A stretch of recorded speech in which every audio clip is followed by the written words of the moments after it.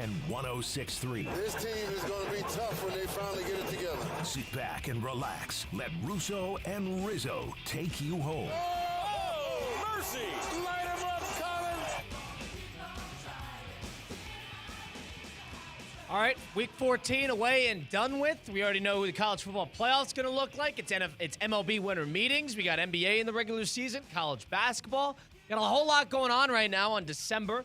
In 2025, it's the 9th of December, a Tuesday edition of Russo and Rizzo on ESPN 106.3. Welcome in, everybody. It's Colin Russo and Mike Rizzo. We got Christian Cat behind the glass. We're back in studio today at the City Place Studios in downtown West Palm Beach, where we are streaming live on YouTube, Facebook, and Twitter/X at ESPN West Palm, ESPN South Florida app as well.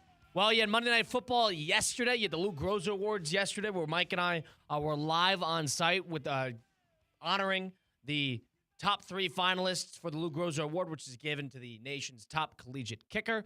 And you also had Monday Night Football on ESPN last night, where the Chargers were able to take down the Eagles in overtime, 22-19. And that is when the Eagles controlled most of the game. The Chargers were able to kind of claw back in and then force overtime. And the Chargers get the ball first, go right down the field to get a field goal out of it. And the Eagles driving.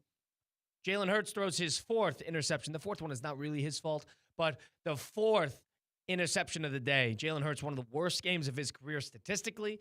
The Eagles, once again, scoring underneath 20 points, not getting a whole lot going offensively. They haven't been cohesive, and they fall yet another game in a row. That is 3 in a row the Eagles have lost. We'll get into that in the rest of Week 14 in the NFL. First things first, Mike, do the Eagles have a problem now? I think so, and I think it's time we stop making excuses for them. I think it's time we stop putting them in our top 10 power rankings presented by Good Greek Moving and Storage, and I think it's about time that they address the issue. And we talked yesterday, Kevin Patullo, will they have a better game? Will the offense figure things out? I think the 4 interceptions by Hurts answered that question. They have a real problem. This reminds me a little bit of the year they lost to Tampa Bay, year 2 post-Super Bowl, or year 1 post-Super Bowl, when they lost to the Kansas City Chiefs, when they lost all their coordinators. It's got that feeling. You know, it's always hard post-Super Bowl. Unless you're Kansas City, Colin, it's always hard post-Super Bowl. And I think you're starting to see that a little bit with the Eagles. Now, they're lucky that the Cowboys kind of stubbed their toe a bit because they're probably going to win the division. They're probably going to end up having a home game. You know, the Giants are awful. Washington is awful. They're going to rumble and stumble their way into a home playoff game. But I think it's about time everybody that covers this league stops ignoring the warts on the offensive side. And even the defensive side to an extent too. Can't really put much blame on them because they're on the field the whole game. They're getting backed up in their own territory, with the turnovers, or back against the wall with the turnovers. But something's wrong. And a lot of it is Patullo. A lot of it is the offense. And Jalen Hurts, I mean, you never see him throw 4 interceptions, Colin. That was one of those games where if you're an Eagle fan, you kind of chalk up as an anomaly because 4 interceptions is a lot. And he's not a guy that does that.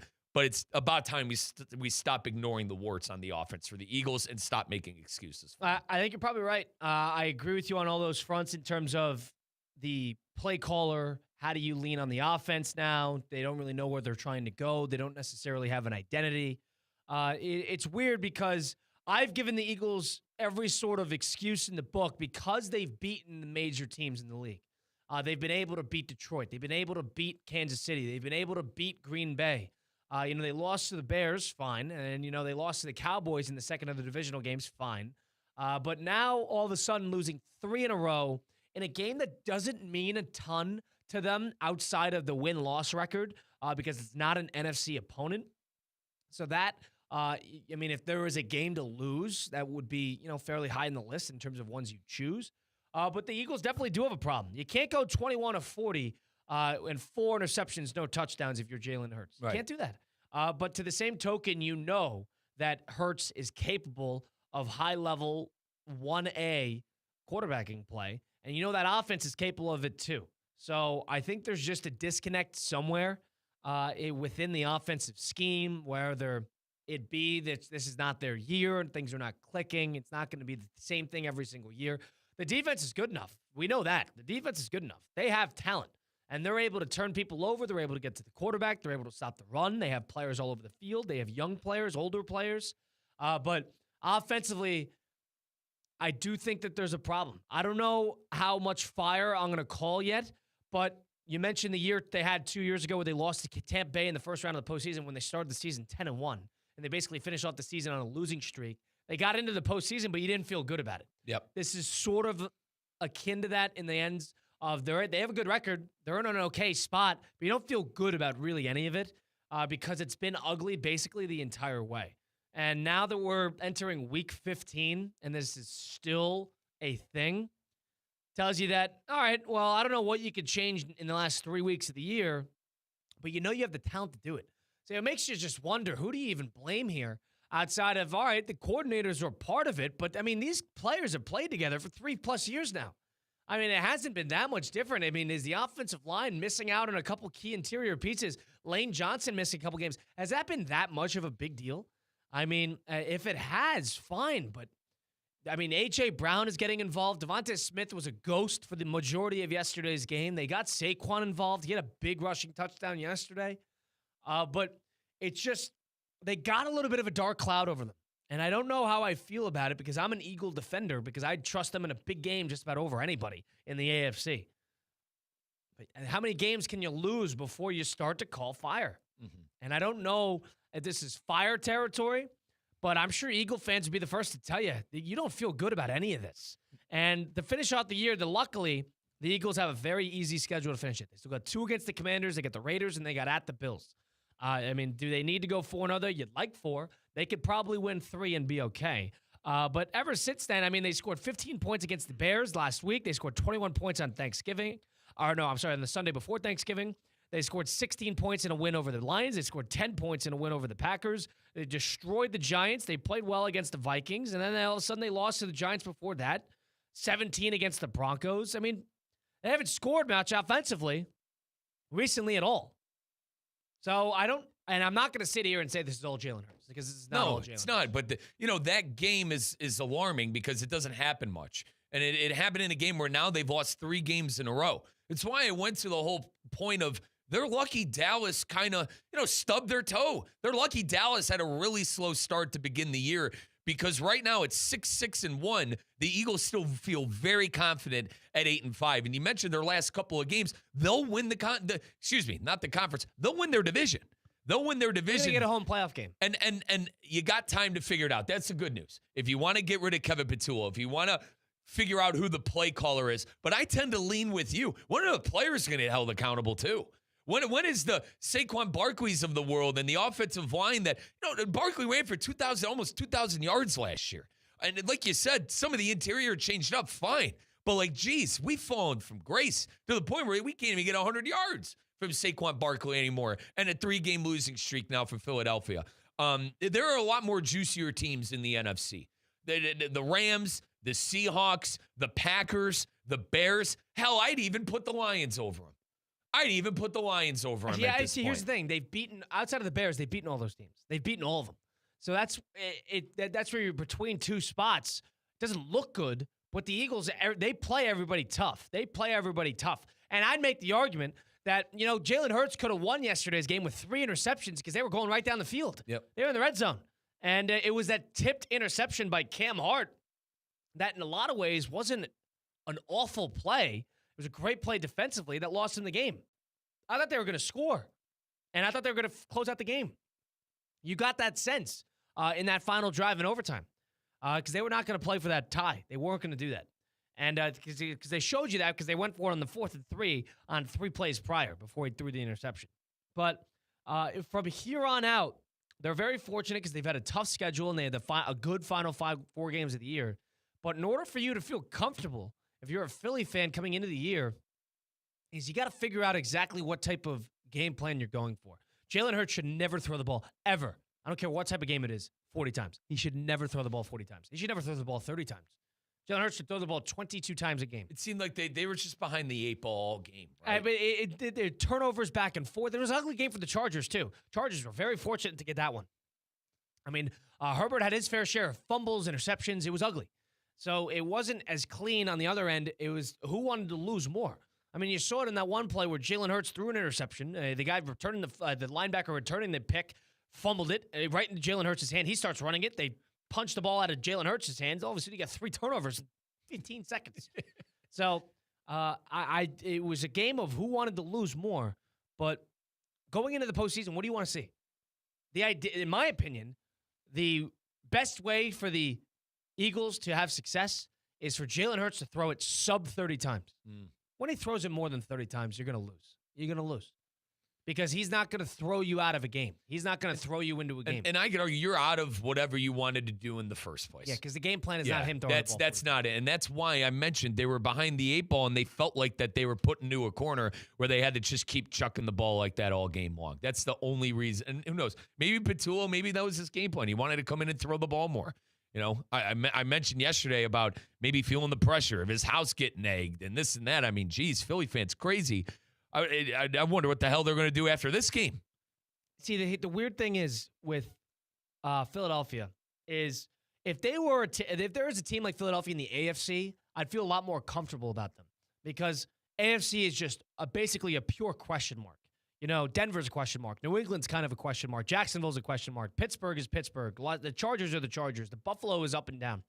You go to the NFC, you get a little bit more proven commodity. The Rams, we know what they're about. The Green Bay Packers, we know what they're about. You know, Tampa Bay stinks, but Seattle, we're starting to get a sense for them, but there is a question mark about them in a big game.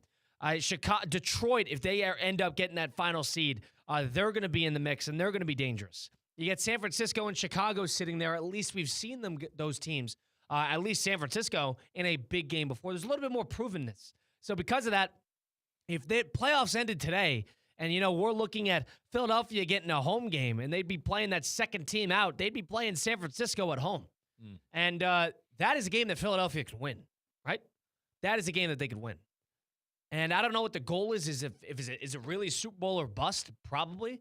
But I don't even know who I point to blame at here because can you just point everything at the offensive coordinator? It's the entire offense. And you know where I think it started? The coordinator's not that good. Fine. The receivers don't need to complain every time they don't get the ball. That's been happening all year. That never needs to happen. Jalen Hurts, you know, you don't hear a bad word about him because he speaks in hieroglyphics when he talks to the media. And then Saquon Barkley hasn't been able to get going. That's part of it. The offensive line has not been good enough. That's been part of it. It's been a collective effort offensively. It really has been. Because there have been games where Hurts has played pretty well, but the rest of the offense is kind of sort of letting him down. This doesn't seem like a post-Super Bowl, we're all happy, we're all comrades kind of thing. You saw it with the Patriots. You saw it. It seems like a little bit of a hangover. A little bit of a hangover, but like dysfunction, too. Yeah. Dysfunction. You didn't necessarily, and listen, did Kansas City get rid of Tyreek Hill? Sure. Maybe was there dysfunction there? And that's maybe why they got rid of him? Maybe. But even after that, you never really saw the locker room pointing fingers. And even in a Brady locker room either. So that's why I think, you know, the Eagles are, in my opinion, as talented as a couple of those teams. Can they continue to piece together good seasons even after winning the big one? It really just goes to show that none of these players are immune to offensive dysfunction from a team-wide perspective because you're going to look at the game yesterday with Jalen Hurts put on with the Eagles, and you're going to say, oh, my God, Jalen Hurts is terrible. We need to get rid of him. He's awful, bottom 15 in the league. He's not there. This is not our guy. You're going to see that. And then you see the Chiefs play on Sunday Night Football where Mahomes has equally as bad of a football game in his building, mind you. And where you turn around and say, well, the Chiefs kind of failed him. You know, Mahomes is Mahomes. We've kind of established that. I understand. He's not the level of Jalen Hurts. But Jalen Hurts has proven in a postseason environment multiple occasions. I am not going to turn my back on him because it's very clear that when the Eagles are able to put together a functional offense and somebody functional is at the head of it, they're excellent. They're excellent. They're not good. They're excellent. And right now, they're a sliver above panic. That's where you are with the Eagles. They're going to be okay. They're going to get a home game, but they're a sliver above panic. I don't think this team can win a Super Bowl. I'm there. I don't think they can win a Super Bowl. Who can? I think I would take the Rams. I told you the teams I'd take over them. I'd take the Rams over them. I'd probably take Seattle over them. I'd probably take the Lions over them. I'd probably take the Packers over them. Seattle in a playoff game before you take Philadelphia. The recency bias. I told myself I gotta stop making excuses for the Eagles. I have to. It does not look good. The operation just does not look good right now. And you can't set yourself behind the 8 ball in a playoff game. It's an ugly watch. I totally agree. Can they win their home playoff game, their first one? Fine. I don't see them at this point right now. If the season were to end today, obviously it's not. We got a couple of weeks to go. But in my opinion, if the season ended today, I wouldn't see them getting past the divisional round. That's the fact of the matter. Yeah, they play a road game. They don't have the outside of the Rams, I trust them over anybody else in that conference. I do, and I still do. And I think it's just because of they've been there, and they're good in a big game, and they're dangerous in a big game. As much as I can't stand the Packers, sports hate. Great defense. Jordan Love's playing very well the last 2 games outside of that bad interception. That's why I would take these teams right now. Can it look different at the end of the season? Fine. Recency bias from that Monday Night Football game, it looks terrible. Doesn't look good. Looks terrible. And I like what you said about the Chargers, too. Let's not give old khaki pants cheater any flowers either. That was an ugly game all around. Ugly game all around. And, Herbert made a couple plays towards the end of it, but, offensively, both sides, it was just not pretty. And both teams were turning each other over at will. Basically back and forth and back and forth. The end of the first half took 20 minutes to finish because of four turnovers back and forth. You can't have that. So I'm not giving the Chargers any credit. All this goes to show is that outside of the Rams and the Patriots, who haven't really bled all year, and I'm going to not disclude the Denver Broncos because every single week they're in a tough game. But outside of those two, the Patriots and the Rams, everybody else has struggled in some capacity in these games. Now, Denver's won every single one of these games, so I guess you got to take away the results-driven aspect. But the Broncos have struggled in games left and right all season long. So has every single one of these teams. Buffalo has struggled. Jacksonville has struggled. Go down the list. Seattle has struggled. It's weird. I don't have a full grasp outside of really the Rams on who I trust in a postseason. It's wide open. Which is why I would slot the Eagles still in there. Maybe I'm being apologetic for them. I don't sports hate the Eagles as much as other people do, but I sports hate their fans. I didn't not like the organization. I like their well-run players. Team, and I actually don't hate Sirianni at all. Yeah, I'm right there with you. It's their fans. You sports hate the fans. That's it. But you're a sliver above panic. There's smoke in the room, and they got to be careful with how they're going to handle these last 4 games of the year, because is it going to look like 2 years ago where you walk into that first playoff game and you get pounded by a team that wants to be there more than you? Or can you manufacture a little bit of momentum and offensively figure something out? Because it's not just Jalen Hurts. It's not. And I'm not apologizing for Jalen Hurts. He was terrible in the game. Heinous. But it is not just him. The offensive line is not nearly as good as it needs to be. Saquon Barkley leads the league in most negative rushing plays. A.J. Brown does. Can we stop complaining to the media? You got your 100 yards. We lost the game. We scored 19 points. Can A.J. Brown stop complaining to the media? And what was the reason the offense was turning the corner? It's because they added a player like Saquon, and he played at the level of the best running back in the NFL. They played behind the rushing attack. You don't have that. Yeah, that's a rush first team. And you don't have that this year. You do not have that this year. That's a rushing first team. It always has been. And I think I think I could dumb it down to that. I dumb it down to, Colin, they can't run the ball effectively anymore. That's why this offense isn't working. And you saw what happened when they threw 40 times. It's always been a rush first team, and they're getting away from that. And until they get back to it, you're not going to see a lot of success out of the Eagles. So I'm a little worried about them. But in a big game right now, would I take them or San Francisco? I would take the Eagles. Would I take them or the Lions on the road? I would probably take the Eagles. So that's where I sort of draw the line. Are they better than the Packers right now? Absolutely not. Are they better than the Rams right now? Absolutely not. Outside of that, a lot of questions. Tampa Bay, Carolina, please. That division's a joke. A lot of trouble with the division. Mike Rizzo, Colin Russo, Christian Cat, Russo and Rizzo on ESPN 106.3. Go download the ESPN South Florida app where you can listen to Russo and Rizzo. You can listen to Theoretically Speaking 2 to 4 weekdays. Listen to all these different shows in one spot. Your South Florida beat for sports is in one place. If you caught the Inter Miami MLS Cup win over Vancouver over the weekend, you can catch the Florida Panthers on their quest for a three-peat on the Stanley Cup side of things. You can do that all on the South Florida app, ESPN South Florida app, free to download today on the App Store. Russo and Rizzo, we're going to rank not our top 10 college football teams, which is what we do usually at this time since we've already been established what the actual playoff looks like. We're going to do our top 10 bowl game matchups. We're going to go 10 through 1. That's all coming up here. It's Russo and Rizzo on ESPN 106.3. Live from the Anajar and Levine Accident Attorney Studios. Anajar and Levine Accident Attorneys. Call 1-800-747-FREE. This is ESPN 1063.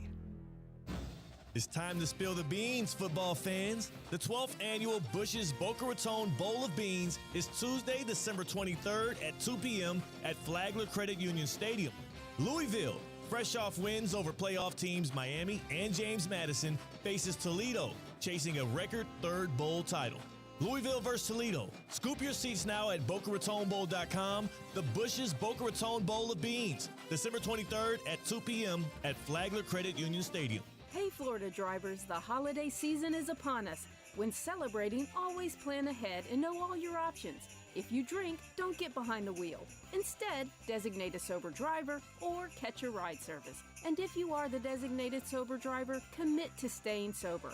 Besides, a DUI could cost you $10,000. Not exactly the best gift you could give yourself. Celebrate responsibly and remember to drive sober or get pulled over. This message brought to you by the Florida Department of Transportation. Hey guys, Mike Rizzo here. I know you're moving soon. Don't stress it. Call Good Greek for your total relocation solution. From packing and storage to local and long distance moves, Spiro and his team at Good Greek Moving and Storage has you covered from start to finish. Trusted by families, businesses, and teams like the Heat and the Hurricanes for over 2 decades. Make your next move simple, safe, and stress-free. Good Greek Moving and Storage. Your superhero movers. The NBA is happening Christmas Day. 5 games, 1 unforgettable lineup. That's what Christmas is all about. Buckets for breakfast, breakaways for dessert. It's the holiday tradition. Christmas is our day. With star power from across the globe. The stars, they are going to be out. The best gift, you don't even have to unwrap it. We want to say Merry Christmas and Happy New Year! NBA Christmas Day begins at noon Eastern on ABC and ESPN. Getting more as a MyLowe's Pro Rewards member is easier than ever with the Lowe's app. Download it today and earn 500 points the first time you log in. Plus, your digital wallet helps you scan, save, earn, and access what you need to manage it all in one place. Download the Lowe's app and take advantage of your Pro benefits today. Lowe's, we help, you save. Valid 12/1/25 through 1/7/26. Offer valid for first login per organization only. Loyalty program subject to terms and conditions. Additional restrictions apply. Visit Lowes.com/terms for more details. Subject to change. Tired of being sidelined by a sports injury? Get back in the game with Baptist Health Orthopedic Care. Whether you're a professional athlete or even a weekend warrior, you can get back to doing what you love with our compassionate orthopedic team. Experience a new level of care and get back to your best. Welcome to being treated like a pro. Make an appointment today at baptisthealth.net/ortho or call 833-556-6764.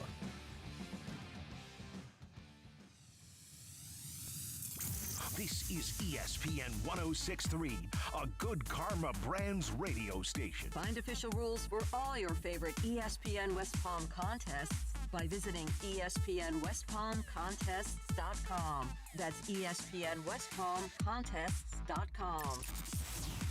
You're listening to ESPN 1063, the ESPN app, and streaming on your smart speaker.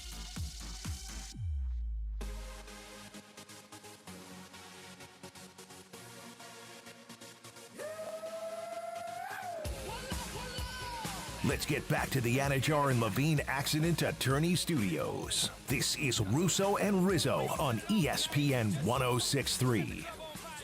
Russo and Rizzo on ESPN 106.3. It's now bowl season. We know who's going to be playing in what, and what's going to happen here in South Florida is you're going to have 2 of the top teams from college football come down here and get their chance at the Bush's Boca Raton Bowl of Beans. Right here, if you're watching on the YouTube stream at ESPN West Palm, I got my own can of Bush's baked beans with Russo and Rizzo on it, courtesy of Doug Mosley, the executive director of the bowl game. Dougie Fresh, baby. Helped us out yesterday. But you could go be ready, gear up for this game, which is Tuesday, December 23rd, 2 p.m., Flagler Credit Union Stadium down in Boca. The game's going to air on ESPN. It's going to have 2 of the biggest and best teams from all around the country battling it out for their chance at the title. More information can be found at BocaRatonBowl.com. Follow along on Twitter at Boca Bowl and Facebook.com/Boca Bowl for more updates as we inch closer to that date, that 2025 Bush's Boca Raton Bowl of Beans, Tuesday, December 23rd, Flagler Credit Union Stadium at 2 p.m.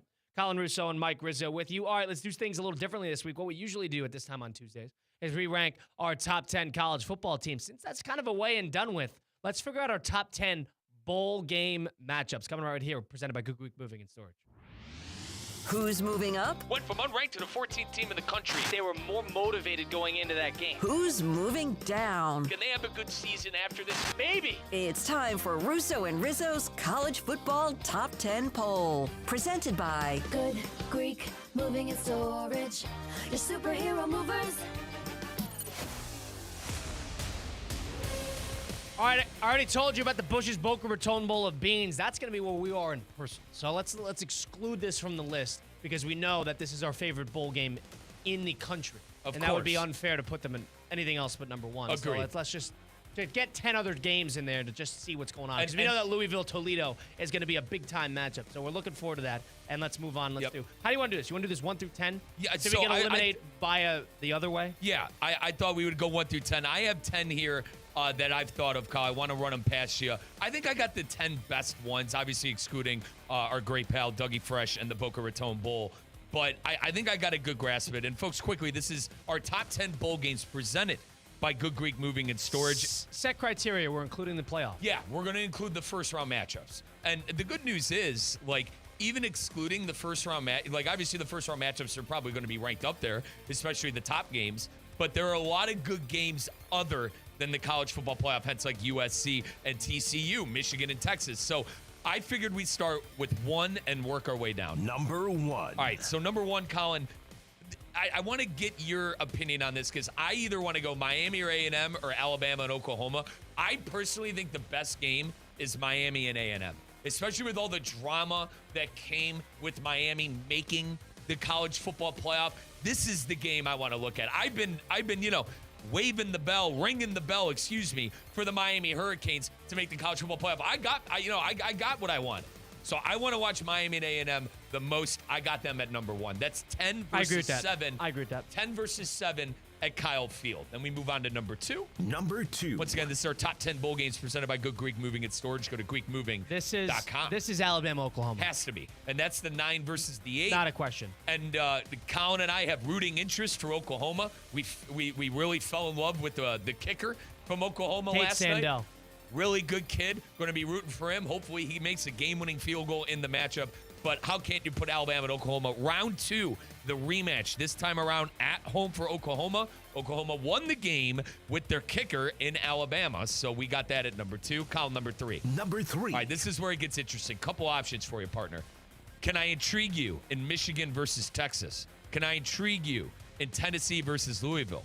Can I intrigue you with USC versus TCU, or do you want to put a college football playoff first rounder here? Tennessee's playing Illinois, not Louisville. Louisville is going to be at the Bush's Boca Raton Bowl of Beans. I can't read my own. Can't read my own chicken scratch over here. But that's Big Ten versus SEC. That's why I like these bowl games. I like the bowl games because you get to see the conferences. They usually pit face the off Big Ten and against each other. SEC against each other. Yeah, and I'm sick of the SEC going, oh, these bowl games mean nothing. Nobody played. Well, guess what? At the end of the bowl season, I'm going to say the Big Ten was better than the SEC then. I can't take that serious. Where do you fall here? Do you want to put a first-round matchup like a JMU or Oregon, or do we want to rate? I want to do one of the Big Ten SEC games. Okay, then I think it's Michigan and Texas. You're not into Vanderbilt, Iowa. I'm into it. It's just lower on the list. I'm into it. I think Iowa stinks. I think they're the worst of the. I think Michigan stinks. Fair enough. Fair enough. No, not stinks. I think Texas might rip that team apart. You know what I mean? Just because of the idea that, maybe Underwood plays. Maybe Texas doesn't have a lot of guys playing. Maybe they don't care about the game. But they didn't trust him to throw the ball, and Texas's defense is really good as well. Well, yeah, to give him credit too. He went, and I swear this isn't me being a Buckeye homer, Colin. He even saw Mendoza struggle against the Ohio State defense. So I think that's a little. There's one harsh, thing. Mendoza was going for it. The one thing, Underwood struggled all year throwing the football. He did. They never trusted him to throw the football. And he's a $10 million man and all that. we can do Michigan, Texas. Yeah, I think in the grand scheme of things, I think that clears things for number 3. So let's move on to 4. Number 4. All right, partner, give me one because I've given you the first 3. Michigan, Texas is the Citrus Bowl. Yep. I would go Iowa, Vanderbilt here. Is that crazy? Iowa and Vanderbilt. I probably would want to see USC or TCU more, but that is class of the Big Ten, classic Big Ten team. versus sort of up-and-coming, outside-looking-in playoff team. Can I pick a bone with you? Iowa's the classic Big Ten team from like 07 that does nothing but runs the ball and feeds their offensive linemen. Yeah, but they're 8-4. I mean, they're going to give teams a hard time. We can do it. We can do it. I dominated the first three. Let's do Iowa and Vandy. I just think Vanderbilt's going to destroy them. That's the Rely Quest Bowl. Yeah. I just think Vanderbilt is going to completely overwhelm them. I think Vanderbilt should have made the college football playoff as well. I mean, I think they were right there with Miami with kind of having injustice. So, like, that's why that's the way I look at it. I think Pavia is going to play. We know the kind of player that he is. Maybe he forgoes it, but I see him as a player who's going to play in the bowl game. Let's move to number 5. Number 5. All right, Kyle. This is where I get into the rest of the college football playoff. Okay. All right, so you're looking at JMU and Oregon and Tulane and Ole Miss then. Those are the final 2 first-round games. I'm more intrigued in the Ole Miss game. Because without Lane Kiffin and with it's a rematch. I don't love that. But Tulane Ole Miss is probably what you're thinking of here as number 5. Agreed. And, we saw this matchup early on. It's 45-10, 40-10 for the most part. So we have a good feeling which way this is going to swing. But you never know. Maybe the loss of Lane Kiffin lets Tulane slide in there and our guy Jake Retzlaff for a big day. So you can't count them out before. That's why we play the games. Your famous saying, Colin. That's why we play the games. Number 6. This JMU? Yes. That's going to... Outson is one of the hardest places to play in the country. It's coming from a Buckeye fan who got caught in Outson last year, by the way. Nothing to lose, everything to gain. Correct. Let's see if you can actually show up and show a little guts. What do you make of...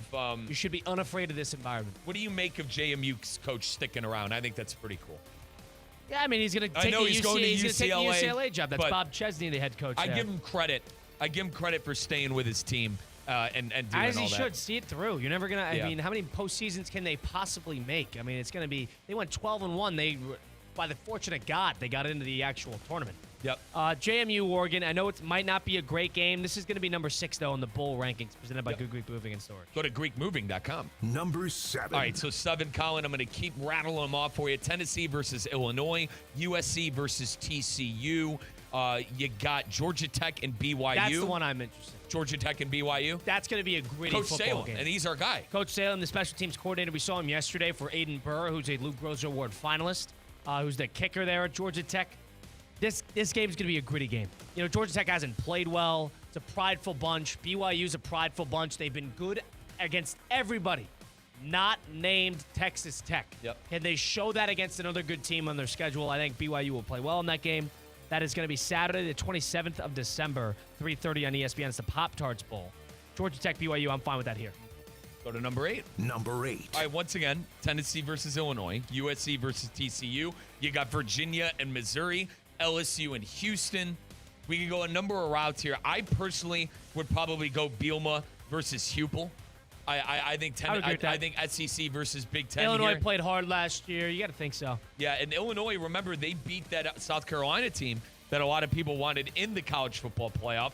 SEC fan will tell you nobody played in the game, but Brett Bielema and the Fighting Illini didn't want to hear any of that. That is the Liberty Mutual Music City Bowl clocking in at number 8. Let's move on to number 9. And Tennessee is another team that they quite literally did not beat anybody above 500 essentially all year. And every team they played above 500, they lost to. They lost to Alabama. They lost to Oklahoma. It was a good game against Oklahoma, but they still lost.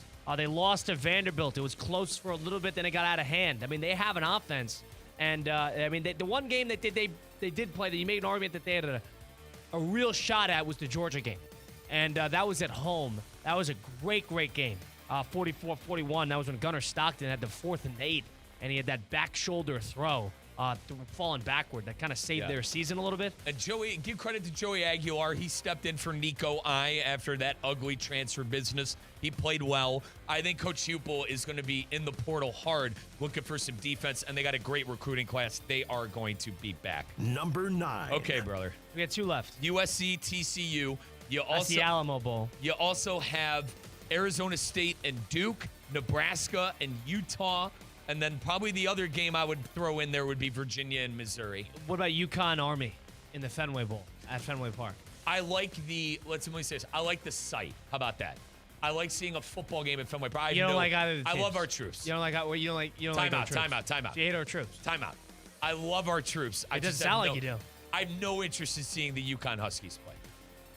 No interest. What about in Cal and Hawaii in the Sheridan Hawaii Bowl? I want to see the Tokyo Toe. Kansai Matsuyawa? I want to see the Tokyo Toe.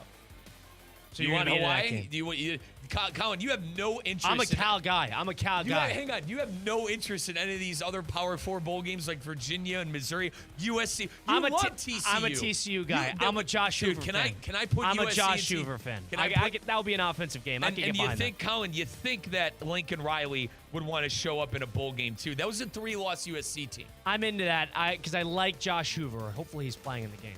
But that's what I can say. I'm a Josh Hoover fan. Who's the coach there? Sonny Dykes? Sonny Dykes, yeah. Yeah. Who figured out the cheating Michigan Ponzi and was able to beat him in the semifinal a couple of years back. Colin, give me a 10th one. I've been dominating the last couple. Give me a 10th one. All right, I'm between a few. I'm between the Fenway Bowl, UConn, and Army. I'm between the Cal, Hawaii Bowl. That's essentially a home game, as Kansai told us yesterday. So that's basically a home game for them. You get the Bush's Boca Raton Bowl of Beans, which we're not including. You have the Potato Bowl between Washington State and Utah State. That's a godforsaken matchup. Colin, Nebraska, Utah. I couldn't. No. Missouri and Virginia? Absolutely not. What do you mean, Coach Drinkowitz? No. He's 8-4. What about Penn State, Clemson? They finally have it. Penn State, Clemson? What about that? Christian, in the Bad Boys Movers Pinstripe Bowl. Is there any? Do you think Christian Cat would care about Penn State and Clemson in the bowl game? It's a weird game. It's a weird game. It is. Kay Klubnik versus the remnants of the James Franklin Empire at Penn State. I think this is obvious. I think this has to be UConn Army in the Fenway Bowl. All right, you get your wish. UConn and Army. That's a hell of a game. Freezing cold Fenway Park. That's a hell of a game. Folks, once again, this is our top 10 bowl games. That's the Wasabi Fenway Bowl. Presented by Good Greek Moving and Storage. And folks, if you're moving, I don't want you to stress it, because you're going to call my good friends at Good Greek Moving and Storage for your total relocation solution. From packing and storage to local and long-distance moves, my guy Spiro and his team at Good Greek Moving and Storage has you covered from start to finish. They're trusted by families, businesses, and sports teams like those Hurricanes, who are number one in our bowl game matchups. And the Heat, for over 2 decades, make your next move simple, safe, and stress-free. The world's only total relocation service, my guy Spiro and Good Greek. And also, they're the safe option, too. Every single move.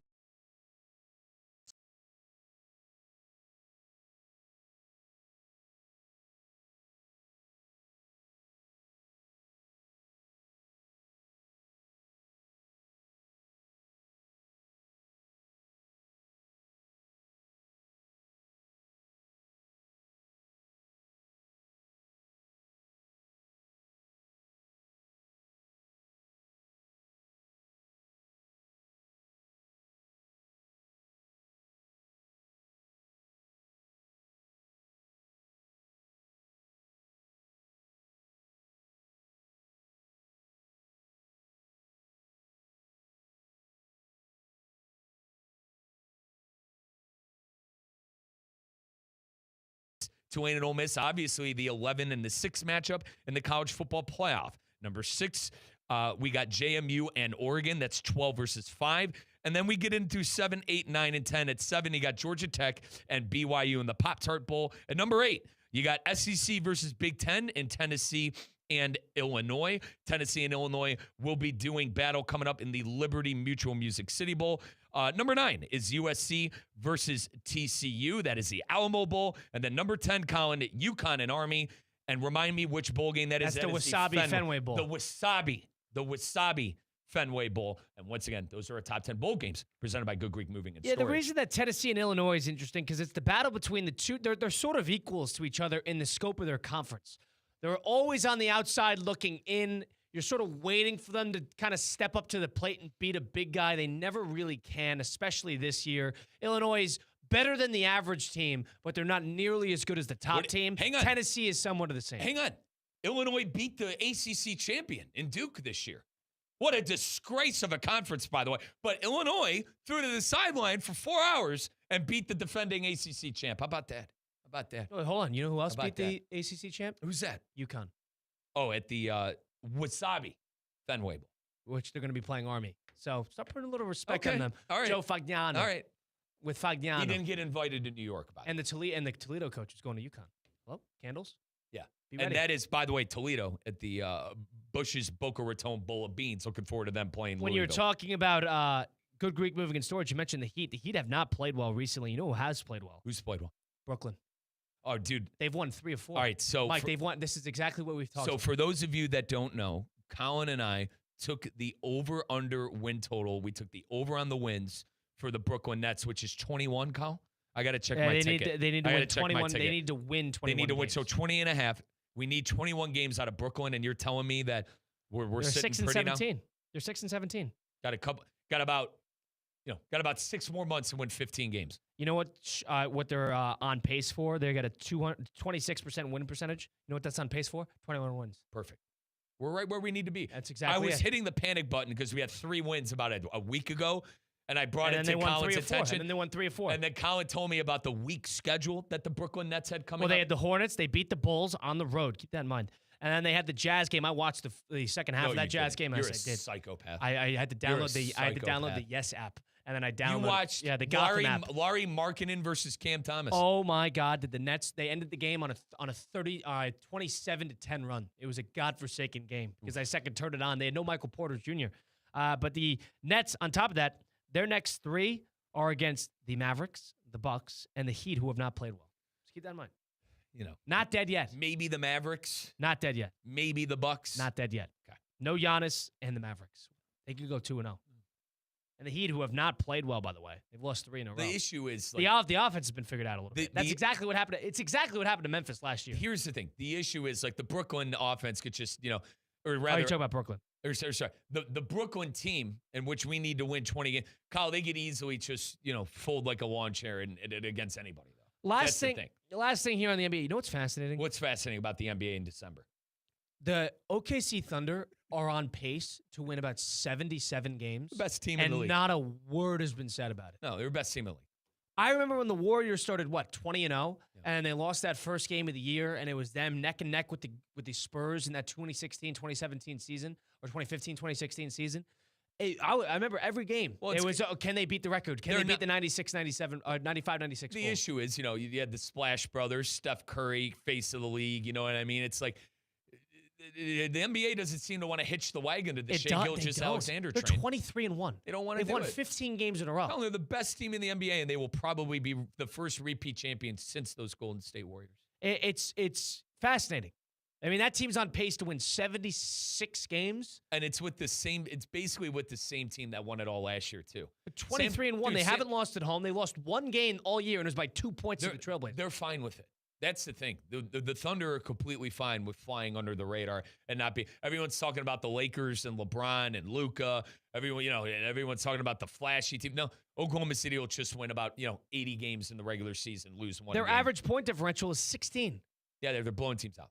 They're blowing everybody they're blowing out. teams out. And I think they have injuries, too. Don't they have injuries but right they're now? deep. Yeah, they're deep. Yeah. And they haven't been healthy really all season. It- That is fascinating. Correct. They have beaten every single team by basically 20-plus points, 10-plus points, and not a soul could care about it. They're going to knock on the door that 33-game win streak that the 72 Lakers got, or the Chamberlain Lakers. Yep. That's bizarre. And not a soul. It just goes to show how little the Thunder have actually resonated. They're 23-1. I check in with the NBA after the Super Bowl. That's when I check. But I'm just talking about the record. No, I get it. 23-1. I get it. They're 23-1. They're in a conference of good teams. Yeah. There's a lot of good teams in this conference, Western Conference considerably better than the Eastern Conference. and not a soul cares. No. It's fascinating. Basketball before Christmas should be outlawed. That's the way I look. 23-1. Not a soul. Did you could care watch less. the NBA Cup? Are you watching the NBA Cup? I know they sporadically place that around. When is the actual tournament? When is the tournament? Remember, I was going to battle for it last year, and you and Christian told me it didn't mean anything. And Well, grand it's scheme of things, I was wrong. It's a waste of time. It is a waste of time, and I've come I around saw on UConn that. play Illinois on the Knicks I was- NBA I Cup was- I floor, was- and it was ocean blue. It's It's a waste. I liked it because you know me as a world football fan. I like playing it. I like when Manchester United plays in multiple competitions outside of their league. It just didn't turn into. We got quarterfinals tonight. Is that right? Uh-huh. The Miami Heat are playing the Magic, correct? Yep. crosstown rivalry. And you can and shout out my director of ops, Dave Druda. You could hear that matchup right here starting at 6 o'clock with the Miami Heat pregame show.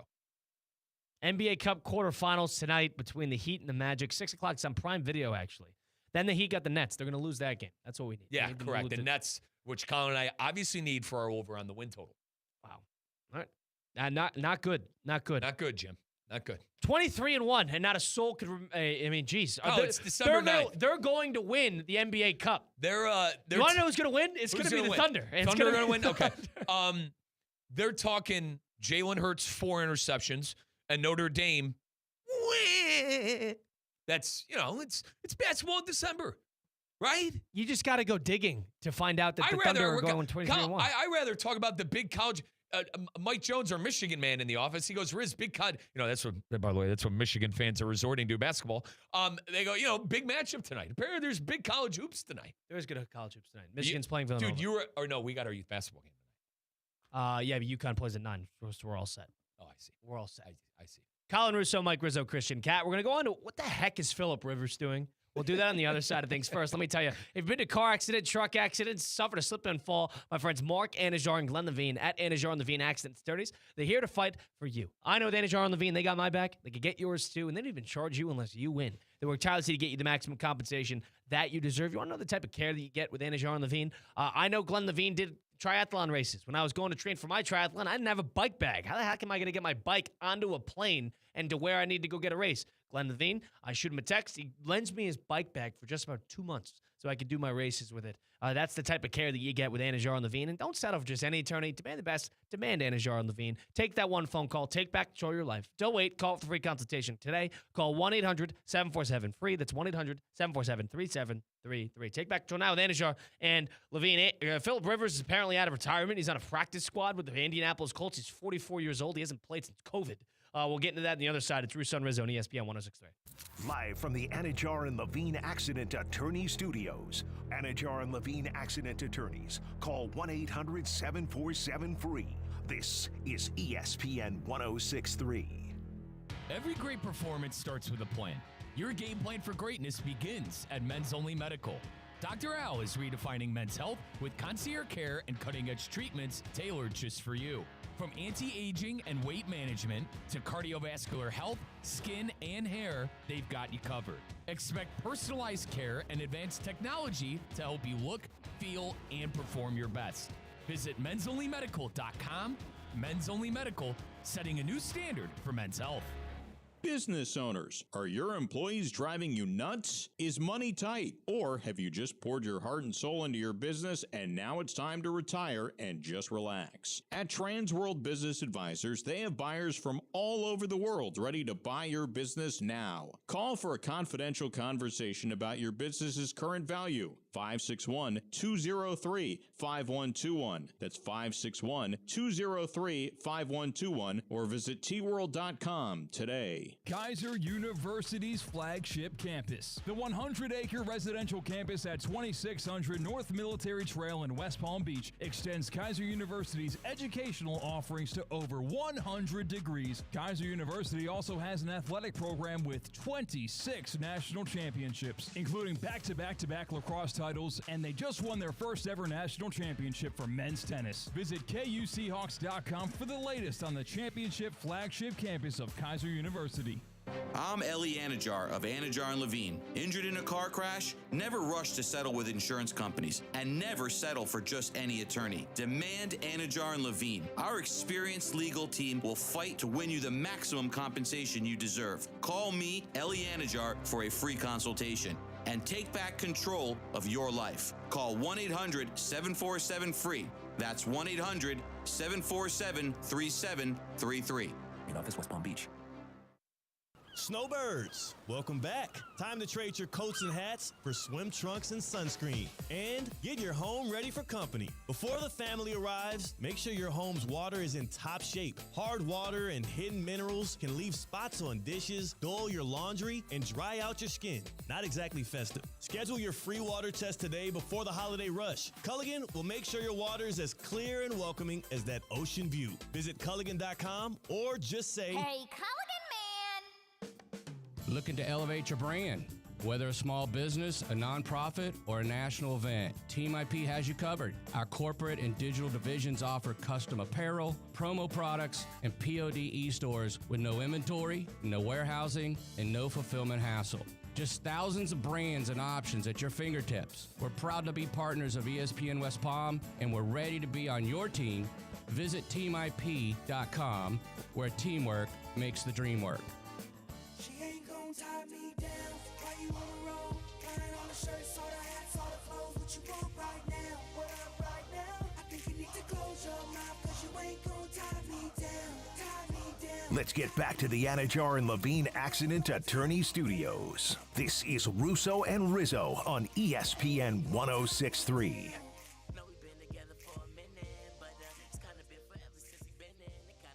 Russo and Rizzo, ESPN 106.3. We're streaming live on YouTube, Facebook, and Twitter/X at ESPN West Palm. You got Colin Russo, Mike Rizzo, Christian Cat on your radio dial as well at ESPN 106.3, where you get college basketball, you get the NBA, you get college football bowl season on the horizon.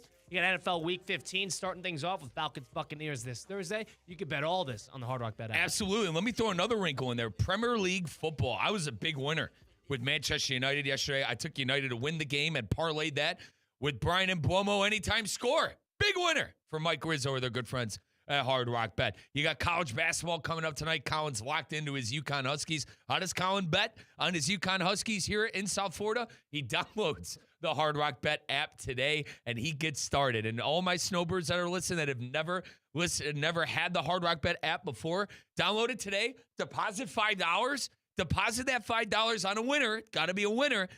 If your team wins, you'll get $150 in bonus bets. That's for new gamblers. For all the seasoned gamblers out there, you got to take advantage of that Discover tab. Check out the hot parlays and check out the promo called The 100. The 100 is where you find boosted odd bets. Once 100 people bet on the boosted odd bets, it goes away, and then the next one will generate. This is all going on with Hard Rock Bet that is offered by the Seminole Tribe of Florida. Must be 21 plus, physically present in Florida to wager. Terms and conditions apply. If you're concerned about gambling, please call 1-833-PLAY-WISE. Colin and I just went through our top 10 bowl games. Take advantage of the early bowl game lines with our good friends at Hard Rock Bet. So the Indianapolis Colts over the weekend sort of had a weekend from hell. Daniel Jones tears his Achilles, so he's done for the season, done for the foreseeable future.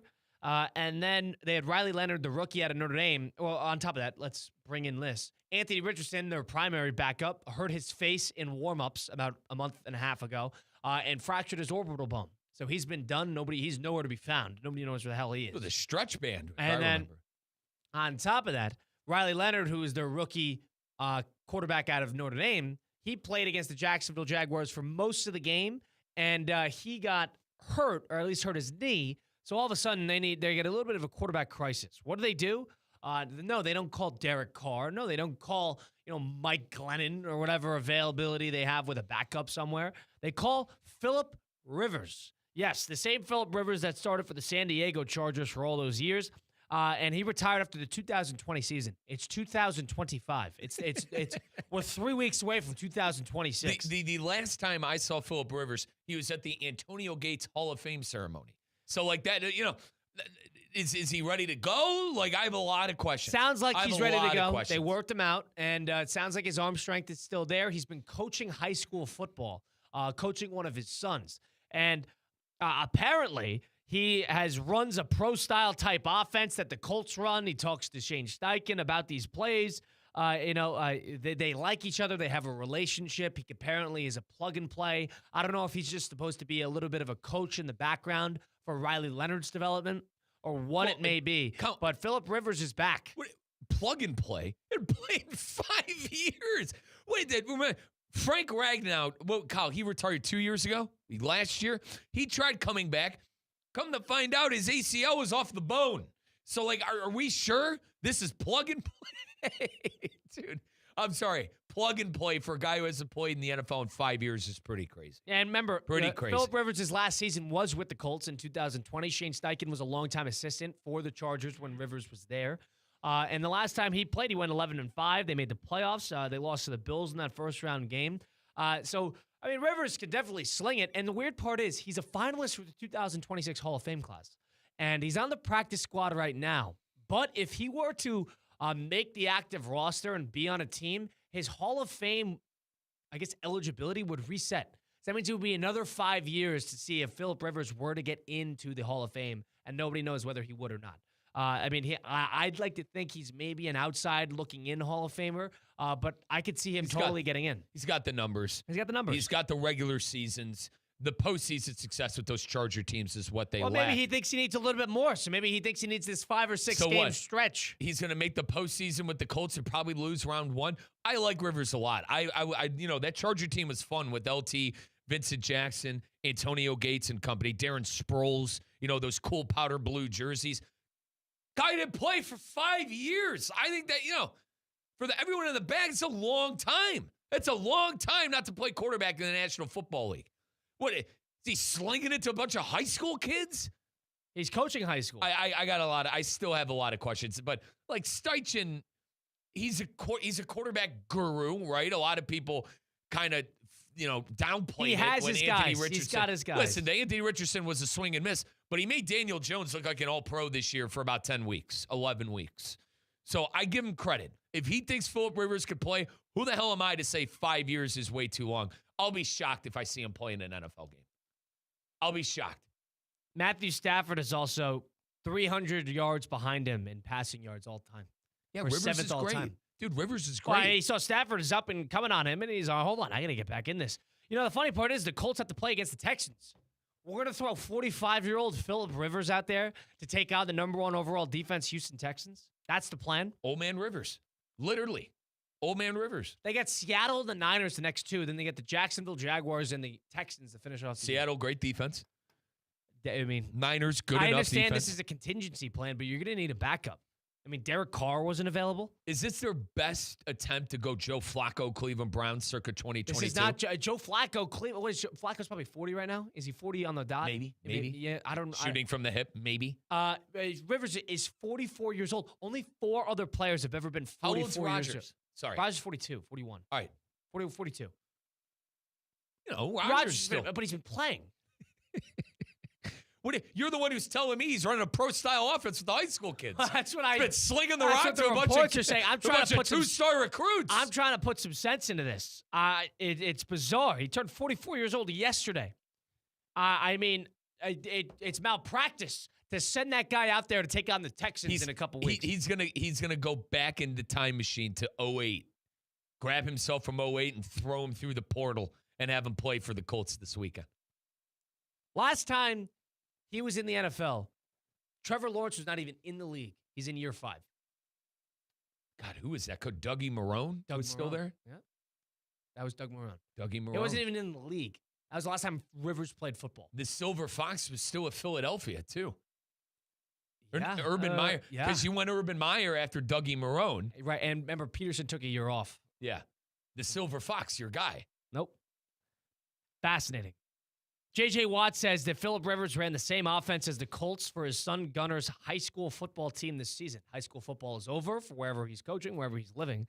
Him and Shane Steichen spoke weekly about it, discussing plays and even film. So familiarity with the scheme, I guess, is not going to be a problem for the Colts. Hey, Coach, you missed that throw. Coach, you got to be better out of the huddle. What do you mean a high school team runs the Colts system? Coach, what do you mean? So if Phillip Rivers joins the team, do you call him Coach? You know he's a grandfather? Dude, he's got like 12 kids. He's got 10 kids. 2 daughters, 8 boys, 44 years old. Granddad already? One, yeah. Well, he's got 10 kids. So, his kids, he's going to have 100 grandkids. They're all going to go high on the kids total. Yeah, you're probably right. They're all going to have 5 to 10. He needs to come back. Yeah, he's does. looking at the prices for the family vacation. Correct. Yeah, he's got family vacation. Oh my, it's going to cost me $150,000. Let me go play 2 more NFL games. I'll go come back, get a game game check. I can't tell if this is must watch or malpractice. It's both. It's both. If it actually happens, I don't think it'll actually happen. This is murderer's row. I understand that Riley Leonard is a tough spot, but the Colts, they're going to Seattle. They got the Niners, then they got the Jags, then they got the Texans. Those are 4 playoff teams in a row. Yep. 2 of which with great defenses and great defensive lines. He's lucky that the Niners and the Jags don't have excellent pass rushers. What are we doing? I mean, the Jags are still a playoff team. The Niners are still a playoff team. The Texans have the Legion of Boom, and the Seattle Seahawks defense is going to tear either Riley Leonard or Philip Rivers apart. Yep. You couldn't call Derek Carr? Really? Somebody who's recently... He probably told him to kick rocks. He probably told him to kick rocks. Rivers is the only one crazy enough How far down the phone book do you have to go to get to Rivers? He didn't have to go far. They talk about tape from the 2-star recruits. Hey, would you come back? Yeah. Can you come work out for us? I don't know. Steichen's fascinated. Honey. He's infatuated with And then let me add a layer. Honey, we're going to Cabo with the kids and the grandkids next week. How much is it? About $200,000. Hey, Shane. I think I could do it for a game. Yeah, you got $200,000 for a family vacation. I think you I can got do 100 it. people there. Think I can do it. I don't know. This is gonna. There's no way this doesn't blow up. There's no way. There's no way that he takes Daniil Hunter, spearing him in the back, and then all of a sudden, Philip Rivers needs to get. Dude, if he comes back, I want to see the 10 kids, his wife, and the grandkids in the stands. I want to see them all there. They better run out with the team. The grandkids get to say, I got to watch Grandpa play in the NFL. 44 years old. Dude. Brady can only get away with that. Correct. Warren Moon did that. Yep. I mean, come on. And Rodgers is literally deteriorating in front of our eyes. And he's a much, much, much better player than Philip Rivers, and he never stopped playing. He's deteriorating in front of our eyes. I cannot believe Pittsburgh has a winning record. I need 3 more games, by the way. For letter grade that signing. What's your letter grade for that? I mean, it's got to be a D-. The only reason it's... Include entertainment aspect. I am, and that's the only reason it's not enough. And I want to see the family in the stands. That's why it's not enough. I'll give that a C-. I put a lot of stuff. That's not a playoff team. I know that. What?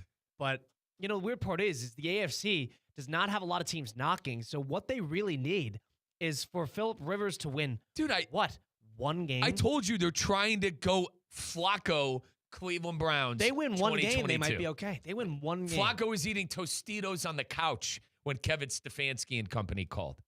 Because they're 2 full games ahead of Baltimore and Kansas City. And they don't have the head-to-head against Kansas City. Wow. How about that? Is it crazy to say that Kansas City is still not dead? They're still not dead. They're dead. No, hold on. They're dead. They got the head-to-head over the Colts. Because they got the Colts and they need the Texans to lose as well. Kyle, they were dead when I told you 3 weeks ago. Wow. They're dead. And I'm happy. They're going to need to... The Colts, the number's not going to be 10 for them. They're going to need to get 11 wins. They're 8-5. They got 4 games to go. I'm all good on the Kansas City. They need to retool that. Wow. They need to retool that. Indianapolis sitting at the 8th seed in the AFC at the moment at 8-5. They're 6-1 at home. They're 2-4 on the road, and they got Philip Rivers at 44 years old, freshly, 44 years young, going to be starting at quarterback. Who's watching tape with the high school kids? Looking forward to that. Mike Rizzo, Colin Rizzo, Christian Cat. We'll do a little 5 and 5. We got Jonathan Zazzo at 5:25 as well. Stay tuned for it. It's Russo and Rizzo, ESPN 106.3. Anajar and Levine. Call 1-800-747-FREE. That's 1-800-747-3733. ESPN 106.3. WESP Jupiter, a Good Karma Brands radio station. During football season, keep your home in the win column with EDS Air Conditioning. Right now, qualified customers can score 0% interest for 60 months on a brand new AC. Hot streaks belong on the field, not in your living room. With over 800 Google reviews and a 4.8 star rating, EDS is the trusted MVP since 2006. Visit EDSIsYes.com today, kick off your game day comfort, and don't sweat the small stuff. Hey guys, Mike Rizzo here. I know you're moving soon. Don't stress it. Call Good Greek for your total relocation solution. From packing and storage to local and long distance moves, Spiro and his team at Good Greek Moving and Storage has you covered from start to finish. Trusted by families, businesses, and teams like the Heat and the Hurricanes for over 2 decades. Make your next move simple, safe, and stress-free. Good Greek Moving and Storage. Your superhero movers. Hey everybody, it's Cade Chumsland. Every week, Land Rover Palm Beach supports local student athletes as they grow on the field, in the classroom, and in the community by naming a Player of the Week. This year, $35,000 will be awarded to student athletes and their schools. Tune in to ESPN West Palm High School Game Day every Friday night as I unveil this week's featured athlete. If you have a great performance that I need to know about, DM us at ESPN West Palm, Land Rover Palm Beach, above and beyond. Today's tax tip is brought to you by Anshin Accountants and Advisors with Brent Lessie, partner and tax leader of Anshin's Consumer Products Group.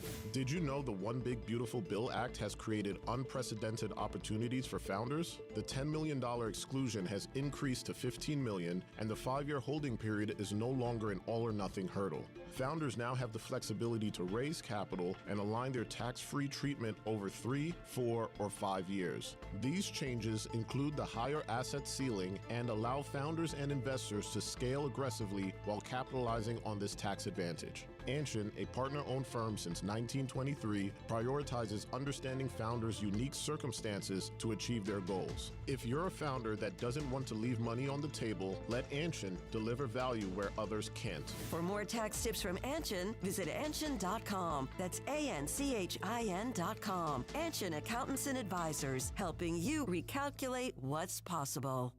Whether it's a clutch touchdown pass, a game-winning dunk, or an impressive dash to the finish, we want to highlight the best performance of the week. The winning performance will receive $500 courtesy of Baptist Health Orthopedic Care. Catch the biggest moments and winners all season long on ESPN 106.3 and ESPN West Palm Play. Nominate them today by emailing highschool@espnwestpalm.com. Baptist Health Orthopedic Care. Welcome to being treated like a pro. Some pirates spend their miserable lives searching for gold and silver. Strike the sails and cast the anchor, mates. I see a floating chest. Tickets to the South Florida Fair. With rides, games, grubs. There'll be something for every mate in your crew. Forget a soul on your list? Great last-minute gift. Give them an experience they'll never forget. With tickets to the South Florida Fair. Now on sale at Publix and SouthFloridaFair.com. Party with the Pirates opens January 16th in West Palm Beach. Texting enrolls you in a recurring automated marketing text messages. Consent not required to purchase. Message and data rates may apply. The team's looking good this season. I think so. Man, I miss playing football. Ever since I turned 40, I just can't find that fire I used to have. Think it could be lower testosterone? What do you mean? I was feeling the same way. After 40, the body has less testosterone, and men lose their edge. That's why I take Nugenix Total T2. That's the testosterone booster, right? Yes, but Total T2 is their brand new formula that skyrockets nitric oxide levels in as little as 3 hours. Since I started taking it, I've been lifting like when we played for Coach Carter. My energy is way up, and it even spiced up things between me and the missus. Are they still giving out complimentary bottles? Yep, just send a text. Text AREA to 42424 for your complimentary bottle of Nugenix Total T2, the next generation testosterone booster. Text now and we'll include a bottle of Nugenix Thermo X, our newest, most powerful fat burner ever, absolutely free. Text AREA to 42424. That's AREA to 42424. These statements have not been evaluated by the FDA. This product is not intended to diagnose, treat, cure, or prevent any disease.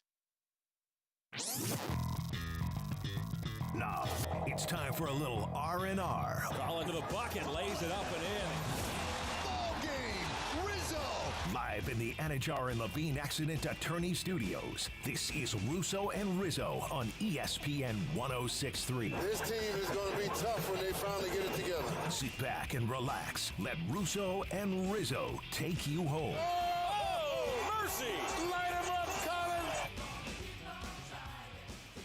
The 5 p.m. hour of Russo and Rizzo, presented by Good Greek Moving and Storage. Colin Russo, Mike Rizzo, Christian Cat. It's Russo and Rizzo. Streaming live on YouTube, Facebook, and Twitter /X at ESPN West Palm, ESPN South Florida. If you missed any of the program, go to Apple, Spotify, wherever you get your podcasts. Just search up Russo and Rizzo. We're at the City Play Studios right here in downtown West Palm Beach on a rainy Tuesday afternoon here on December the 9th, 2025. Christian is our producer behind the glass today. Christian, how you doing today? What's going on? You know, the rain always affects my mood. I am so brittle and fragile when it comes to that. Like, if you got a couple of days in a row with some rain showers You've and had a bad overcast day. skies, You've had a bad day. It's just hard to, be jolly old sea cat. Can I build off that? I slept until 9:30 today because It's hard the to sun wake never up, came too. out. Yeah. The sun never came. My alarm in the morning is the sun. I don't set an alarm, so 7:30 is usually when I'm getting up. I woke up. Granted, we were up late last night. We were at the Grosses. Great ceremony, by the way. Stayed up for the Monday night football game afterwards, so I went to bed kind of late. 9:30. And I look outside. I said, my God, I must be up early. It must be 6 in the morning. I checked the phone. I'm like, they got out like Roger Rabbit and from Alice in Wonderland. I'm like, I got to get going here. Exactly. Like, I'm with Christian on that. What the hell is this? Where's my son? With our schedules, since we don't work normal 9 to 5 hours, it is like that. It's either you force yourself to wake up to get extracurricular things done before work. Correct. Or you just don't get anything done and you wake up and you go to work. And then you get home later than usual, so you just don't have a day. That's terrifying for me, by the way. If I do that and don't go to the gym, don't drink my coffee and do my morning routine, I have these scaries all day. Like, oh my God, I can't believe I didn't work out. I can't believe I slept until 9:30, 10 o'clock. Yeah, for me, like, it's I have the scaries like that. For me, it's like getting the driving range session in. Like, it's just the golf. I need to force myself to wake up to practice golf. If I have a tee time, I'm not going to waste $60 by not. There's a financial contribution. Yeah. Whereas it's more so on me to show up to the range. What time were you up this morning? Around 7:15. Did you do F45? I was off today. I had a car appointment. Oh, yeah. You were So I had a figuring that out. I had a car appointment. I got to do that. You were figuring it out. I took the car I to did the that car the other spot, day. and the guy's like, "Are you going anywhere?" I'm like, "You have my car. Where am I going to go?" And he goes, "All right, it took about 90 minutes." I'm like, "All right." And I just went inside there, and I hung out with the car dealership guys. About an hour and a half. Talk their ear off. Like, actually hung out? Or?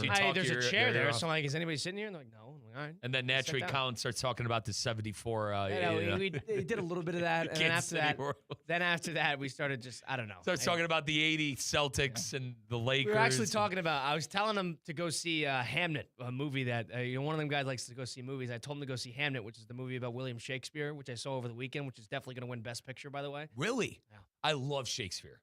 So it's a sad movie, but I saw it on. What is he, a drunk? No. Okay. And it's a fictionalized tale. It's based on a book. Okay. But it's called Hamnet, which is the name of Shakespeare's third son, or he's got 3 kids, his son. And it's about that. It just came out. It's going to be a big Oscar push. And I don't know enough about it. I didn't know enough about it going in. I saw it. I'm like, there is no way this movie does not. Who win is Best the Picture. lead? A guy named Paul Mescal, who's the guy who led Gladiator 2. Okay. And then a girl named Jessie Buckley, who you probably haven't seen her in anything. And she'll win the Best Actress. Now, this is about Shakespeare's son. This is about Shakespeare's son who died in the 1600s. And Shakespeare, kind of him and his wife, grieved differently. And it's this whole story about how he forced his grief to make Hamlet, the tragedy of Hamlet, you know, the famous Shakespeare play. And then his wife did it another way. And it's that whole story. It doesn't sound that enticing. I'm telling you, I never cry. So, I cried during the film. Did I you? cried during the film. I haven't cried during a film. I haven't cried, Fair play to period. you. I haven't So- cried in years. So you were pleading your case to watch this movie to Billy Joe and Tommy Well, we were Jean talking about- with oil on their hands. Correct. They were and have asking their, me. Their No, it bagged wasn't the lunch. mechanic guys. It was the car dealership guys. It was the guy who sold the cars. Because it was at why I my said- car dealership. That's why I said, Christian, Colin sat down. He goes, anyone sitting here? Sat down for probably about a grand total of 10 seconds. And then goes, all right, gets up. I goes, you got to see this movie. All right?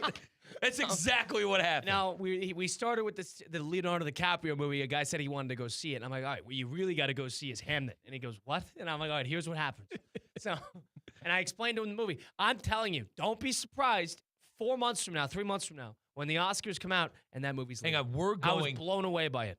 Can I invite Christian to the Odyssey? You don't have when we to. go. No, it's this all summer. good. You're not going to go see the You're not Odyssey? going to come with us? The Chris Nolan We movie? should do a show outing. You're not going. We should do it at the theater. Yeah, correct.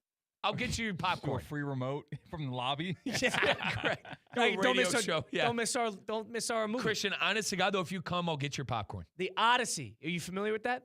Homer's The Odyssey. The book? The Yes. Odyssey? Okay. Are you familiar with Christopher Nolan? Yes. So you're familiar with all of his movies. You know every single one of his movies is like a big event, right? Yeah. So it's a huge movie. Huge. Dude, we're going to see Matt Damon's in it. We're going to see the Sirens Tom and Ho- Medusa. Tom Holland's in it. Anne Hathaway's in it. Zendaya's in it. Charlize Theron's in it. It's a John space Berthol's in movie? it. No. Christian, what? The whole- it's a the- Greek It's a Greek Greek mythology, brother. The I thought Odyssey, you read the it came book. out, it You came told out me you read the 3,000 years book. ago. What space movie I don't book know. came I out feel- 3,000 I feel years like ago? There's a connection to the word It's Odyssey. like in as old as space. the Bible. It's not a space movie. It's not Star Wars.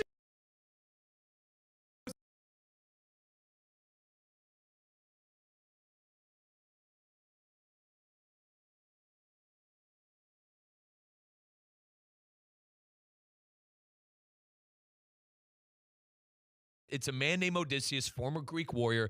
He goes on this journey where After the siege of Troy. and the gods, mess with the entire journey. Poseidon's in it. The sirens and Medusa, who turns people to stone, And I'm telling you, are in it. It's going to be a huge film. It's going to be sick. It's going to be a huge film. Going to be And sick. It's so big to the point where I bought a ticket to go see Avatar, the Blue People movie, which is a godforsaken franchise. So I bought a ticket, and I have my movie pass where I get to go see for free. My theater does not have IMAX. I went to go buy a ticket, $26, like dry heave.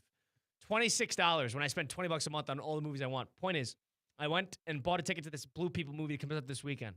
I'm going to go see it. Why? Because they're showing 6 minutes of the Odyssey exclusively only before IMAX, and I'm making sure I'm going to go see it. Aren't they going to release it on social media? No. Yeah, they will. No, they I'm don't. with because Christian on that. There's no way. Someone's gonna have a camera. Dude, up. you just wasted $26. You guys are the people that Netflix likes to leech off of. Oh. This is this is what you two do. I mean, seriously.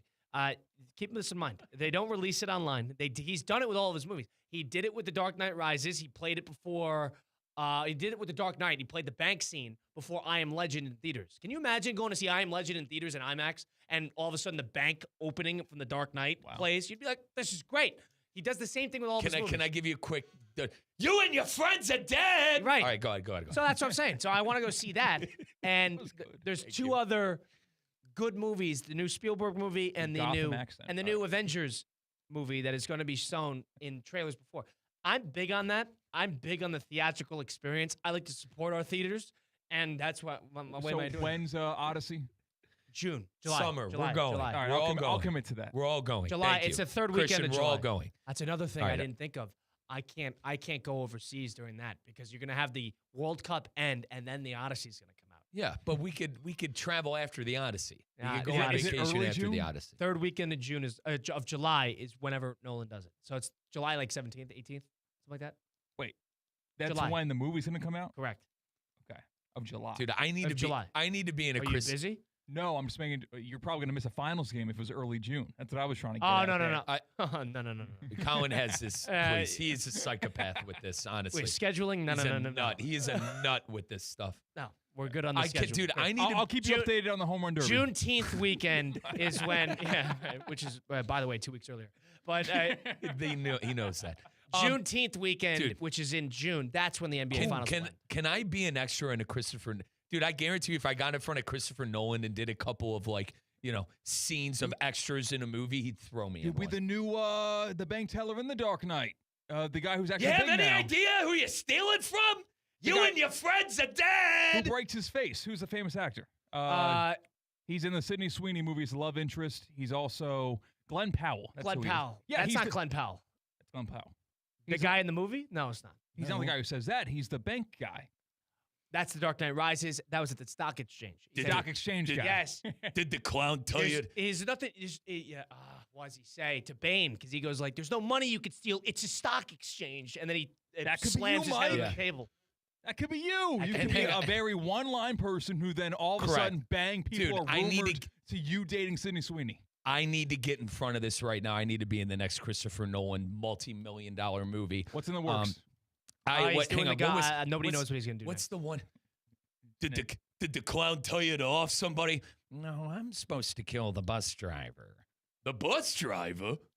What bus driver? What bus driver? And it fires through. Yeah. That's great. Yeah. And then and then he's like, what happened to the zipline guy? And he goes, boss told me after he was done with his job to knock him off. He's like, funny. Told me something similar. He's like, wait. Told me something Great similar. Scene. Great scene. I might watch this movie tonight. That's Dude, what I'm saying. Christian, it's So, an amazing That's movie. why I'm going to go see the Blue People movie because Why are you denigrating Avatar? The first one's good. The second one's the movie's a godforsaken. wasted. It's a The waste third of time. one is the third one. I'm not even. And apparently it stinks, and I don't everybody's like on your the same tone page. with blue Well, people. first one was You've great. seen the movies, Hang right? on. Have you seen the I'm movie? I've never seen a single I Avatar. don't know. I don't remember what they're called. First the movie. one was great. What is the what's They're the called Avatars. Avatars. No, they're not. No, they're Well, not. yes. No, they're not. Yes. No, they're not. Yes. They're called. They're like their species is called something. Look it up. I will. It's not called I got you, I avatars. got It's you. not called avatars. It's called something with like an N. Avatar species name is the Na'vi. The Na'vi. Na'vi. Totally. Yeah. They're in Pandora. They're the damn avatars. That's what all I'm saying. right? You're doing it wrong. So that's why I used to say it's called the Na'vi. That's right. So I knew it was ostrich horses. Nice. So I'm gonna have to sit through that stupid movie just so I can watch Hang on. the. You can guys, leave the before. prologue. It's not in the I middle. spent this is guys, me. This is me having a tea time. I know. This is me. Yeah, I correct. am That going too. to sit through this stupid movie whether I like it or not. There's in The Dark Knight Rises, the beginning, it's a Littlefinger. He has the role that I probably wanted in the movie. Scene, I wanted that role. And that scene was the prologue of The Dark Knight Rises, which came out in July. And they showed that in a December screening. I can't remember what movie in 2011, but they did the exact same thing. He does it every time. Christian. That's why. Imagine going to the movies and seeing that. And what's next in your master plan? Crashing this plane. Amazing. Amazing. Now, Doctor. The fire rises. They expect one of us in the wreckage, brother. Yeah. Awesome. Amazing. So that's what I'm saying. I need so to I'm gonna be, see I that need version. to be that extra, dude. I'm going to see that version of the Odyssey coming up. That's what I'm excited for. And you know what? I hope that you can't find it anywhere online because I spent $26 to go see it. I'm going to be the only one. I'll be the only one to see it. I promise, last thing on this, the bank teller guy, he's just whipping the shotgun. Any idea who you steal it from? You and your friends are dead. I'm done. He's been in a lot of stuff. He's been in yeah, he's a good actor. He's a good actor. I'm not trying to take away anything William from him. Fichtner, I want to say his name is. Christian, what's going on with Kaiser? Dude, what's not going on with Kaiser? They got the Odyssey playing? Yeah. Pulling a page out of the Steve Politziner book with that intro. What's not going on? Well, I tell you what's not going on at Kaiser, that's losing national championships, because how about the women's soccer team? Congratulations. Kaiser now has 27 of those. The women's soccer team won the national championship yesterday in the NAIA. Can you believe they were a 14 seed? A 14 seed. Not a 4 seed, a 14 seed. They were the runner-ups last year. They went all the way to the championship, won it in PKs yesterday afternoon. Shout out to Kaiser University. We'll have Chris Swagger join the show tomorrow to talk about the culmination of this fall season. The men's football team, of course, they've got their national semifinal game against the College of Idaho Yotes. I thought they would go Yotes. It's Coyotes is the name of them, is like the animal. They call them the Yotes. I don't like that at all. College of Idaho, they got their butt kicked 2 years ago when they came down here. I can probably recommend that that's going to happen again. KUSeahawks.com, KUSeahawks.com for more information. If you want to advance your academic and athletic career, look no further. Stay home. Go to West Palm Beach's flagship campus of Kaiser University. It's right off of I-95 and the Turnpike. Congratulations to the women's soccer team, national champions. From the 14 seed to number 1. Shout out Kaiser, KUSeahawks.com. Chris Swagger was also the athletic director of Kaiser University, a big movie guy. You know that? I didn't figure that out until last time he came in. Yeah, I didn't realize that. Okay. And he's a big movie guy, weirdly enough. You think he could reenact what the scene we were doing from The Dark Knight? Maybe Jonathan Zaslow can, who's joining us next. Zaslow Show 2.0. Stick around for it. Russo and Rizzo, ESPN 106.3. Live from the Anajar and Levine Accident Attorney Studios. Anajar and Levine Accident Attorneys. Call 1-800-747-FREE. This is ESPN 106.3. In sports and in life, how you move matters. So when injuries or pain get in the way, the orthopedic specialists at HSS Florida provide world-class care to get you moving again. From non-surgical and surgical care to personalized rehabilitation, HSS Florida offers the same quality and expertise you expect from HSS, the world's #1 in orthopedic care. With 2 convenient locations in West Palm Beach and Wellington. Learn more at hss.edu/Florida. Choose better, move better. The 5 p.m. hour is presented by Good Greek Moving and Storage, the world's only total relocation company. Local or long distance, they've got you covered. Good Greek Moving and Storage. Your superhero movers. Hi, it's Evan Cohen from Unsportsmanlike, and when it comes to the NBA, I'm like a kid in a candy store. I want it all. Tonight, the Heat heads to Orlando to take on the Magic in a Sunshine State showdown. Coverage starts after Russo and Rizzo at 6 right here on ESPN 106.3. I'm Mark Anajar. I'm Glenn Levine. I'm Ellie Anajar. Together, we're Anajar and Levine, and our team is a triple threat to big insurance companies. Don't settle with the insurance companies for a fraction of what your case is worth. We'll fight to get you the maximum compensation you deserve. That's the Anajar and Levine difference. Get your free case review right now. We'll help you take back control of your life. Call 1-800-747-FREE. That's 1-800-747-3733. In office, West Palm Beach. Some pirates spend their miserable lives searching for gold and silver. Strike the sails and cast the anchor, mates. I see a floating chest. Tickets to the South Florida Fair. With rides, games, grubs. There'll be something for every mate in your crew. Forget a soul on your list? Great last-minute gift. Give them an experience they'll never forget. With tickets to the South Florida Fair. Now on sale at Publix and SouthFloridaFair.com. Party with the Pirates opens January 16th in West Palm Beach. Tired of being sidelined by a sports injury? Get back in the game with Baptist Health Orthopedic Care. Whether you're a professional athlete or even a weekend warrior, you can get back to doing what you love with our compassionate orthopedic team. Experience a new level of care and get back to your best. Welcome to being treated like a pro. Make an appointment today at baptisthealth.net/ortho or call 833-556-6764. Football season is here, and the ultimate game day headquarters is Twin Peaks. Whether it's college Saturdays or NFL Sundays, catch every kickoff, every touchdown, every Hail Mary right here at Twin Peaks. Eats, drinks, scenic views. From scratch-made favorites to ice-cold 29-degree draft beers, Twin Peaks is delivering all the winning plays. Looking for a stronger lineup? No one does game day like Twin Peaks. Twin Peaks, come for the game, stay for the experience. It's the year-end sales event with the Ford crew. It's sales event time, Sam. Temperatures are dropping, but the deals are just getting hot. Time for our annual Ford Holiday Gift Guide. Oh, yeah. Hard to go wrong with great deals on trucks and SUVs from Ford, America's all-time best-selling auto brand. Don't forget the first rule of holiday gift giving, Hank. What's that, Sam? Always remember to treat yourself, too. Well said. Based on Automotive News Almanac historical data and industry-reported sales data from 1909 through 2024 CY. There are just a few Dolphins games left this season at Hard Rock Stadium. If you've been thinking about getting to a game, now's the time. Single game tickets are still available with seats across all levels, from the 300s to premium club options. Dolphins football is about more than what happens on the field. It's about who you're with, the atmosphere, and being part of something bigger. Grab your tickets now at MiamiDolphins.com/tickets.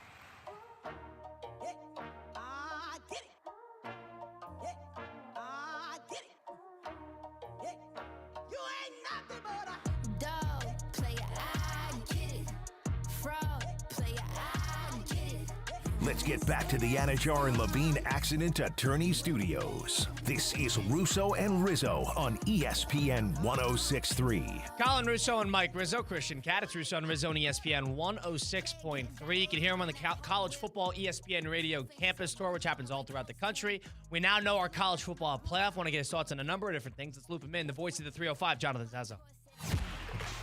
You might know him as the Cooper City Rattlesnake. He's the human flamethrower of Miami sports radio. Hey, you could be a maniac without being a jerk. The preacher of the Pat Riley gospel. They don't complain. They don't make excuses. This is the NBA. Deal with it. The mayor of Dolphins Delusion. Can the Bills offense keep up with the Dolphins offense? And the only guy who can go from breaking down the Panthers power play to cutting a full-blown Ric Flair promo. Woo! Jonathan Zaslow is the voice of the 305. Presented by Anajar and Levine, Robin Hood, and Twin Peaks. Zaz, welcome in. How are we doing today? What's going on? I'm good. How are you guys? Good to see you. Were you guys on the road over the weekend? Yeah, we were at the SEC Championship in Atlanta. Okay, and now that we know the college football playoff and all the changes that happened, of course, your namesake Miami, now in the fold, did you think the committee got it fully right? Yeah. I mean, it was super dramatic. I was on the plane from Atlanta to Miami home on Sunday, and as I'm getting off the plane as we arrive in Miami, I'm watching on my phone the selection show. They're releasing all the names, and It was super dramatic, man. I was very excited when the Canes graphic came on the screen. You know, when they got to number 9, it was okay. If Notre Dame comes up here at 9, Canes are screwed. You know, the Canes are not going to be number 10 because then you would flip them if they're right next to each other. So they're going to be out if Notre Dame comes up number 9. But if Alabama comes up number 9, all right, we might have something here. And so Alabama came up at number 9, and then the Canes come up right after. I was very pumped. It's really good stuff. Now, would you make a Notre Dame throwing a hissy fit and saying they're not going to a bowl game? A bunch of crybabies. I'm glad they feel like they got screwed. But here's the thing, this athletic director Pete Bavacqua is everywhere, crying the last couple days. He's searching for answers. He doesn't have answers. I got your answer. Week number 1, you played the Hurricanes, and the Hurricanes won. That's your answer. Yep. This isn't hard to figure out, all right? The Canes jumped BYU, which I think rightfully so. I thought they were going to jump the week before, to be honest with you. But the Canes jumped BYU, rightfully so. And when your school and the school that you lost to are right next to each other, guess what? You're going to get jumped. That's exactly what happened there. The committee did the right thing, and Notre Dame crying like big babies this last few days. Are you okay with them not punishing Alabama in any sense and leaving them right where they were? I am. I don't like the idea of playing a conference championship game, and I understand Alabama's a 3-loss team, but don't forget, they were the number 1 seed in the SEC, all right? I don't like the idea that you could lose your conference championship game and it could cost you a chance to play for the national championship. Because if we're going to set that precedent, then don't play conference championship games moving forward. Because you could talk all you want about how prestigious the SEC conference championship game is. It's not as prestigious as the national championship. So I think I'm okay with treating the conference title game as a way to improve your standing. I would disagree with the idea of it being able to take away from your standing, being punished for losing it. So I'm glad Alabama did not get punished in that sense. Now, Zez, where you at with the Canes and going to Kyle Field and Texas A&M? Well, the irony is not lost on me that Notre Dame is crying and the two teams they lost to are playing each other. Yeah. So I like that, and I think the Canes got a shot here. Look, Texas A&M, if you look at, and they've had a terrific season, A&M, but if you look at their schedule, they've beaten up on mostly like the bottom tier of the SEC. They haven't had to play that top tier of SEC teams. And when they played Texas, whether you want to call them a top tier or not, they lost that game, So I think the Canes got a real chance here. I think it's going to be a lot of fun. I know playing out there in College Station, it's a very tough atmosphere. And I would say from the Canes' perspective, you can't go there and lay an egg now. After all the complaining from the Notre Dame people and all the controversy, you cannot go out. You can't just be happy to be here, all right? You got to go out there. You got to win the game. Last thing before we move on past college football, I'm curious, just off of a hypothesis, do you think the fact that Duke beat Virginia in the ACC championship game helped the committee's hand to allow Miami to jump Notre Dame? So this was one of my fears going into that morning on Sunday morning was, man, the Canes may have been better off if Alabama would have won the SEC championship, because if the committee is going to drop them a spot, say to number 10, that gives them still that phony buffer between Miami and Notre Dame. You put Alabama in between the two of them, and I thought to myself, but maybe is it possible that since Duke won, that they'll say, hey, we got to put an ACC team in. We can't not have an ACC team in. So the committee will never admit that. Do I think it might have played a role? Yeah, maybe.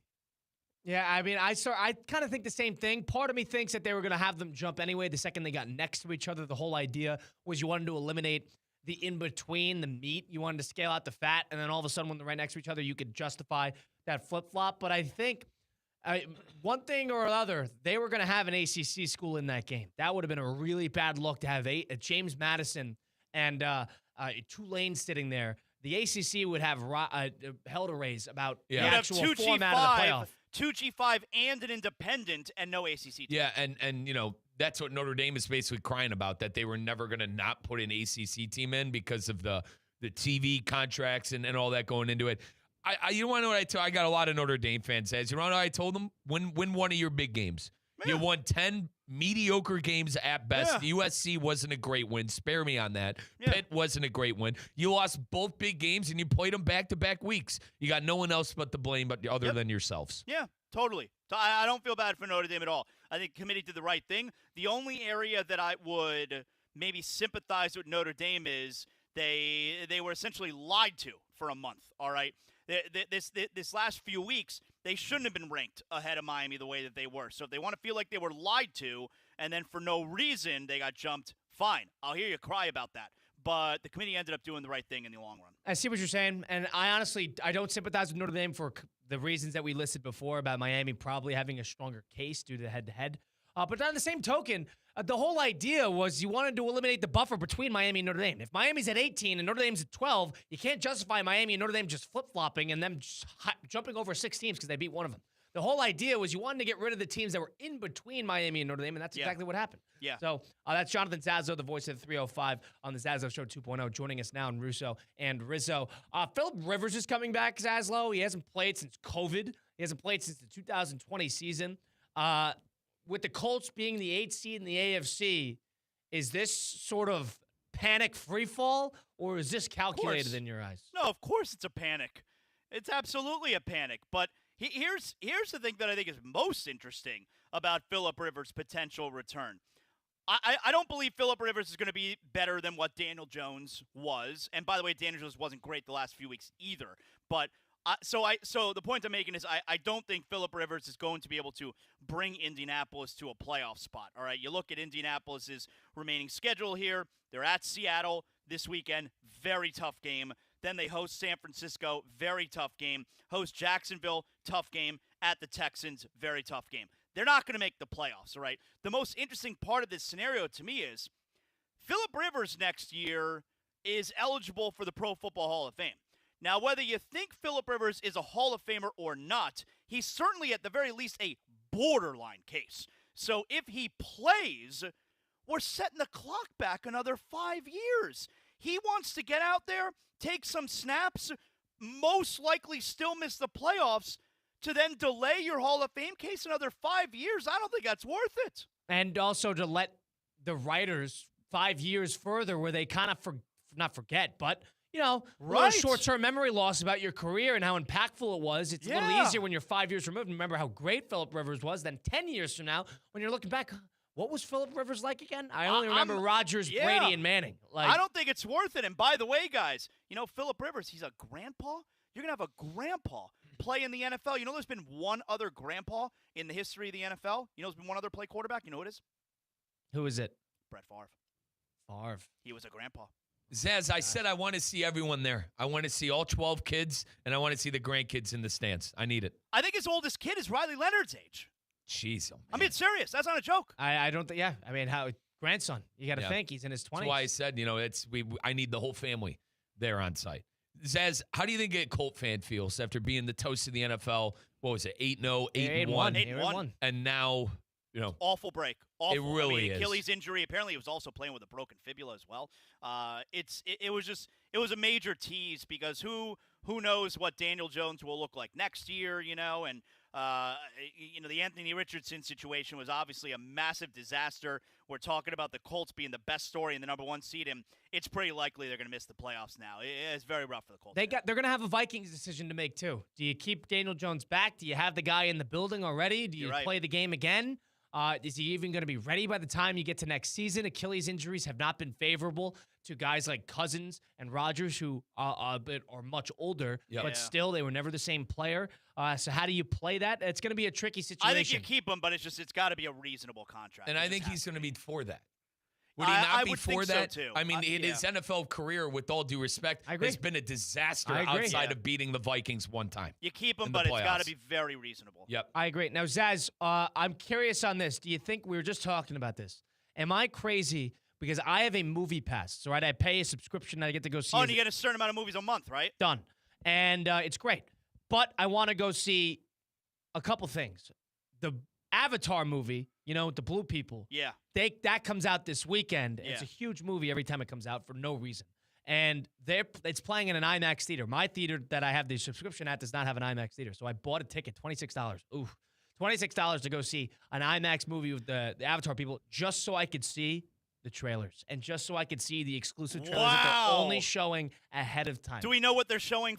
They're showing the new Avengers and they're Doomsday. They're showing the Odyssey, the new Christopher Nolan. Oh, come on, and Christopher Nolan. They're showing like 6 minutes of it too, so that's only going to be. I'll be honest with you, because I'm not into Avatar. I don't get it. You know, like I've tried several times to watch the first Avatar movie. I can't get through it. Thoroughly agree. I don't get it. Thoroughly agree. I got to tell you, I think I'm with you on going to see those trailers and not even caring about the movie. Dude, I don't think I'd stay for the movie. Odyssey's the one I'm looking at. I love Greek mythology. Yeah. My brother and I, we had to read the book for a class, but we loved the book. It was like one of those moments where you read the book and you're like, oh my God, this teacher knows what the hell he's doing. I mean, it's Christopher Nolan and it's an incredible cast. Correct. That's exciting. Christian thought it was a space exploration movie. But the funniest part is 2001 Space Odyssey, Stanley Kubrick. The funniest part is we go, Christian, you've read the book, right? He goes, yeah. And then we continue to go. He goes, wait a minute, that's one. This is the one where we're in space, right? We're like, yeah, that's you didn't right. read the damn book. Yeah, that's right. Great soundtrack, David Bowie. Absolutely. Oh my gosh. But nonetheless, so that's what I'm going to be doing is I'm going to go see this. And I'm going to sit through it. I did not like the second one. I don't get that movie. I like the first one. First one's good. First one came out. I won't 15, listen to it that. came out like 20 years ago. First one's good. The big bad villain in it too is really good in the first one. Buzz cut, blue isn't haircut. The first movie, isn't it essentially burning down the tree of life? Isn't it essentially Dances with Wolves? Isn't that what the movie is? It's essentially like it's a planet invasion movie. Yeah. Good way to put it, Tess. But like the guy becomes part of their community and then he sides with them. That's Dances with Wolves. And then they use the black magic at the tree of life to put him into the body. Know. I didn't get that far. It came out in 2009. Oh my God, we're at the third one. It came out in 2009. In theater. Hang on. 14-year-old Mike Rizzo with Mike Ford and Sean Balls. We saw that in theaters. Yeah, we saw that in me. theaters. It's not for me. But I'll tell you what, for me. I want to see that Avengers Doomsday trailer. That's for sure. So they lost me. Zaz, Marvel lost me. Nah. They lost me, brother. Marvel's good. You're nuts. They lost me. I'll tell you, Mike, you're going to like this. I'm going to D.C. this weekend. Do you know why I'm going to D.C.? Why are you going to D.C., brother? Saturday night's main event. John Cena. Yep. That's finally this weekend. Now. I know I get confused about this a couple weeks ago. That's this weekend. Yeah, I'm going Saturday night. Dude, That's right. They're doing it at DC. They're doing it at DC. It's at Capital One Arena. Saturday night's main event in Washington, D.C. Zaz, my boy Gomer's going with my buddy Brucey, and they didn't do a football stadium for that final event. They did I'll tell you. They did an arena. But it's gonna be off the hook. It's gonna be it's a very big deal. I'm very excited for it. Now, Zaz, is it pay-per-view or is it on a network? It's on Peacock. Peacock, yeah. And then it's going to ESPN here, relatively soon, right, Zaz? What is? WWE. No, it's going to ESPN. No, ESPN already has. They already have it. Yeah, ESPN already has it, but some shows are still on Peacock. I see. All right, Zaz. Before we let you go, have you ever seen Happy Gilmore, brother? Of course. I was wrong. You were right. I'm an idiot. I'm not smart. Fair play on Indiana, brother. Fair play on Indiana, mate. Oh, of course. Fair play, brother. You know, I got humbled. I got a piece of humble pie, Zaz. I did. I'm worried about. You live and you learn. I'm worried about saying. I'm worried about the interior line. Good news is the defense is great. It's going to keep me in games. I'll tell you what would be nice if the Canes get past Texas A&M. Canes, Buckeyes. See you soon. I'd be very worried. For that game. Carson Beck will throw 7 interceptions. The defense. Let's put Miami's defensive line has NFL players all over it. Have you seen this potential gauntlet for the Canes? They got Texas A&M. If they beat Texas A&M, Ohio State, major history there. Yep. If they beat Ohio State, they would potentially get Carson Beck's old club. All right, Georgia. I think we're getting a little ahead of ourselves. We're talking about Carson Beck's reunion. I'm just laying it out there. And then in the national championship, can you imagine if the Canes face Cristobal's old school, Oregon? How about that? That's as long as they can get past That's a Miami fan. We'll see if they can get past Madison. We're 4 miracles away. That's a Miami fan if I've ever heard one. But Zaz, listen, fair play in Indiana. Indiana. Feels like destiny. Fair play, brother. Zaz, where can people tune into you if they want to listen to more? Zaslow Show 2.0, wherever you get your podcasts. We cover everything Miami, everything South Florida, everything 305. Just search Zaslow Show 2.0. Please like, rate, comment, subscribe. I love you a long time. And every episode is presented by Anajar and Levine, Accident Attorneys, 800-747-FREE, 800-747-3733. Appreciate it, Zaz. Looking forward to talking again soon, all right? Thanks, Zaz. Thanks, guys. See ya. That's Jonathan Zazzo, the Zazzo Show 2.0. Colin Russo, Mike Rizzo, Christian Cat. We'll do a little quick 5 and 5 on the other side of things. It's Russo and Rizzo, ESPN 106.3. It's time to spill the beans, football fans. The 12th annual Bush's Boca Raton Bowl of Beans is Tuesday, December 23rd at 2 p.m. at Flagler Credit Union Stadium. Louisville, fresh off wins over playoff teams Miami and James Madison, faces Toledo, chasing a record third bowl title. Louisville versus Toledo. Scoop your seats now at BocaRatonBowl.com. The Bush's Boca Raton Bowl of Beans, December 23rd at 2 p.m. at Flagler Credit Union Stadium. Every great performance starts with a plan. Your game plan for greatness begins at Men's Only Medical. Dr. Al is redefining men's health with concierge care and cutting-edge treatments tailored just for you. From anti-aging and weight management to cardiovascular health, skin, and hair, they've got you covered. Expect personalized care and advanced technology to help you look, feel, and perform your best. Visit mensonlymedical.com.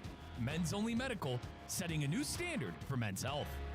Want to accelerate your career as a manager or executive in the exciting industry of sports? Florida Atlantic University's MBA in Sport Management program is ranked #1 in Florida and 10th in the world. Students learn practical and applied skills from top faculty and experts who work in the industry. With a 94% placement rate for all grads, the full-time MBA program sets students up for success in the world of sports. Check out Florida Atlantic University's MBA in Sport Management program today by going to business.fau.edu. Your ambition just met its match with Robinhood. Trade stocks and ETFs, options, futures, and crypto all on one platform. Get started today at Robinhood.com/yourmoney.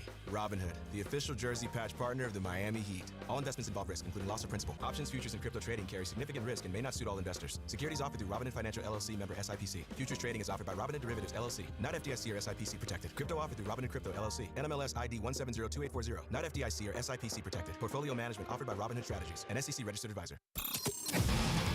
5 topics. High five. 5 o'clock. It's 5 o'clock somewhere. Let's get out of here. Endless takes. You can't handle the truth. All gas, no brakes. And it's shaking big time. It's time for the 5 at 5. Hold on to your butts. Presented by Flagler Credit Union, proud supporter of FAU Athletics. Number 1. Welcome to the 5 at 5, more like the 5 in 5, because we've got 5 topics for you to be nice and quick with. We will start off in Norman, Oklahoma, where 2 weeks from, or a week from Friday, it's Alabama, it's Oklahoma, first round of the college football playoff, and the University of Oklahoma has canceled classes on that Friday and moved finals away from that day. Good move, or are these still academic institutions? I love this. Every coach should do this. Every team should do this. You got to understand when is a moment for, I guess, student morale versus when it's time for finals. If you could do it and you could shift it, you got to give them enough time to advance. If kids want to take their finals early, give them the opportunity to. But you got to let them have that moment. Yeah, you got to let that be the craziest day of the semester. Oklahoma's never won a playoff game. This is big. And they're my SEC team in the playoff. Granted, I hate the SEC Big Ten, Mike. But Tate Sandell, love that kid. We talked to that kicker last night. I'm rooting for Oklahoma because our guy Tate, who we interviewed on the 5th quarter, presented by Hard Rock Bet. If you were to pick a favorite SEC team just in general, just by you like them, it would be Oklahoma? No, I just like Oklahoma because of Tate Sandell. Okay, gotcha. I can't stand Venables being a Buckeye, because of the Clemson defenses, but we like Tate. Okay, gotcha.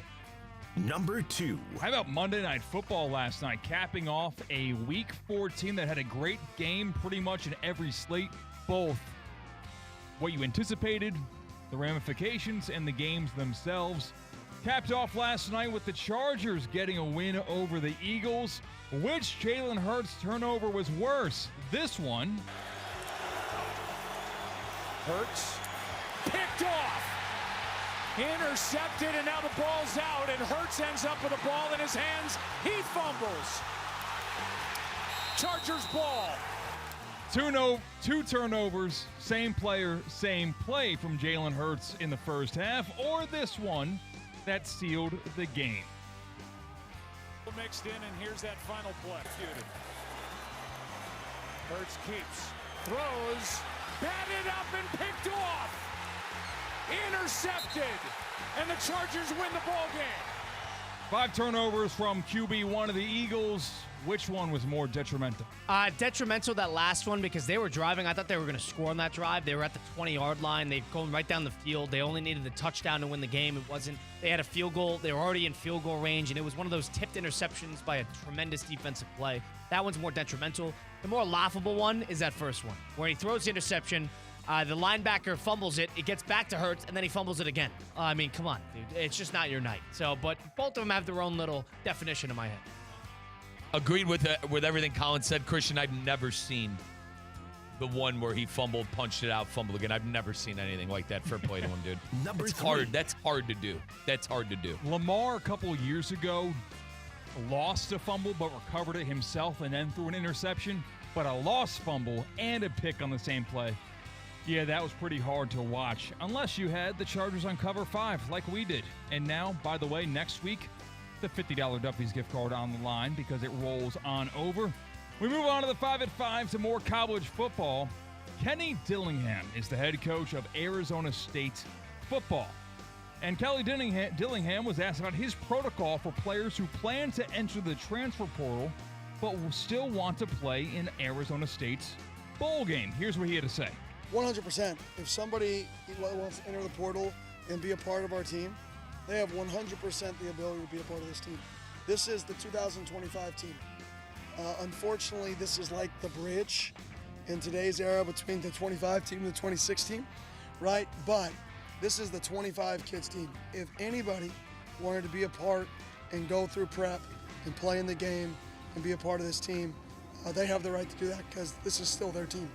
What do you think about Kenny Dillingham letting guys who are going to leave their school finish off the season? I don't hate it. It's weird. This is a tough situation because you can compare it to coaches who want to do the same thing. Players want to go and take another job somewhere and take another school. Therefore, the coaches can do the same, yet coach their team. It's a little different when the coach is sort of the head of the snake and the players are going to come and they're going to leave regardless of what happens. So I actually like it. I think the coaches should be held to a different standard comparatively to the players, but nonetheless, good move. Get out. Number 4. Get out. Talk about Phil Rivers is pretty old to play quarterback, right? At 44 years old. Well, Arkansas Razorbacks head basketball coach, oh, by the way, it's John Calipari. I don't know if a lot of people still know that. He thinks that there are some basketball players playing college ball that are a little bit too old to be doing that. Take a listen. There are a lot of older gentlemen with beards playing basketball in college right now. There are. So you know, the one that's crazy is the guy comes in and he's waving to his kids up in the seats. And you're like, wait a minute, the guy got 2 kids. He's still playing college basketball. Crazy thing, he's using NIL for his first wife's alimony. And now he's still playing college basketball. Are we nuts? Are we nuts? NIL money for alimony. What do you think about college basketball right now? Got to be a first. Got to be a first in the alimony. But nonetheless, hilarious soundbite from Cal. He needs to come back and coach Kentucky. #fire Pope. Number 5. That was number 5. Sorry. 5 at 5 presented by Flagler Credit Union. Colin Russo, Mike Rizzo, Christian Cat. We'll be back at it tomorrow. If you missed any of the show, go listen on Apple, Spotify, wherever you get your podcasts. Go to Russo and Rizzo. My name is Colin Russo saying so long. We'll see you tomorrow. Same time as always, 4 to 6 p.m. right here on ESPN 106.3. Kaiser University's flagship campus. The 100-acre residential campus at 2600 North Military Trail in West Palm Beach extends Kaiser University's educational offerings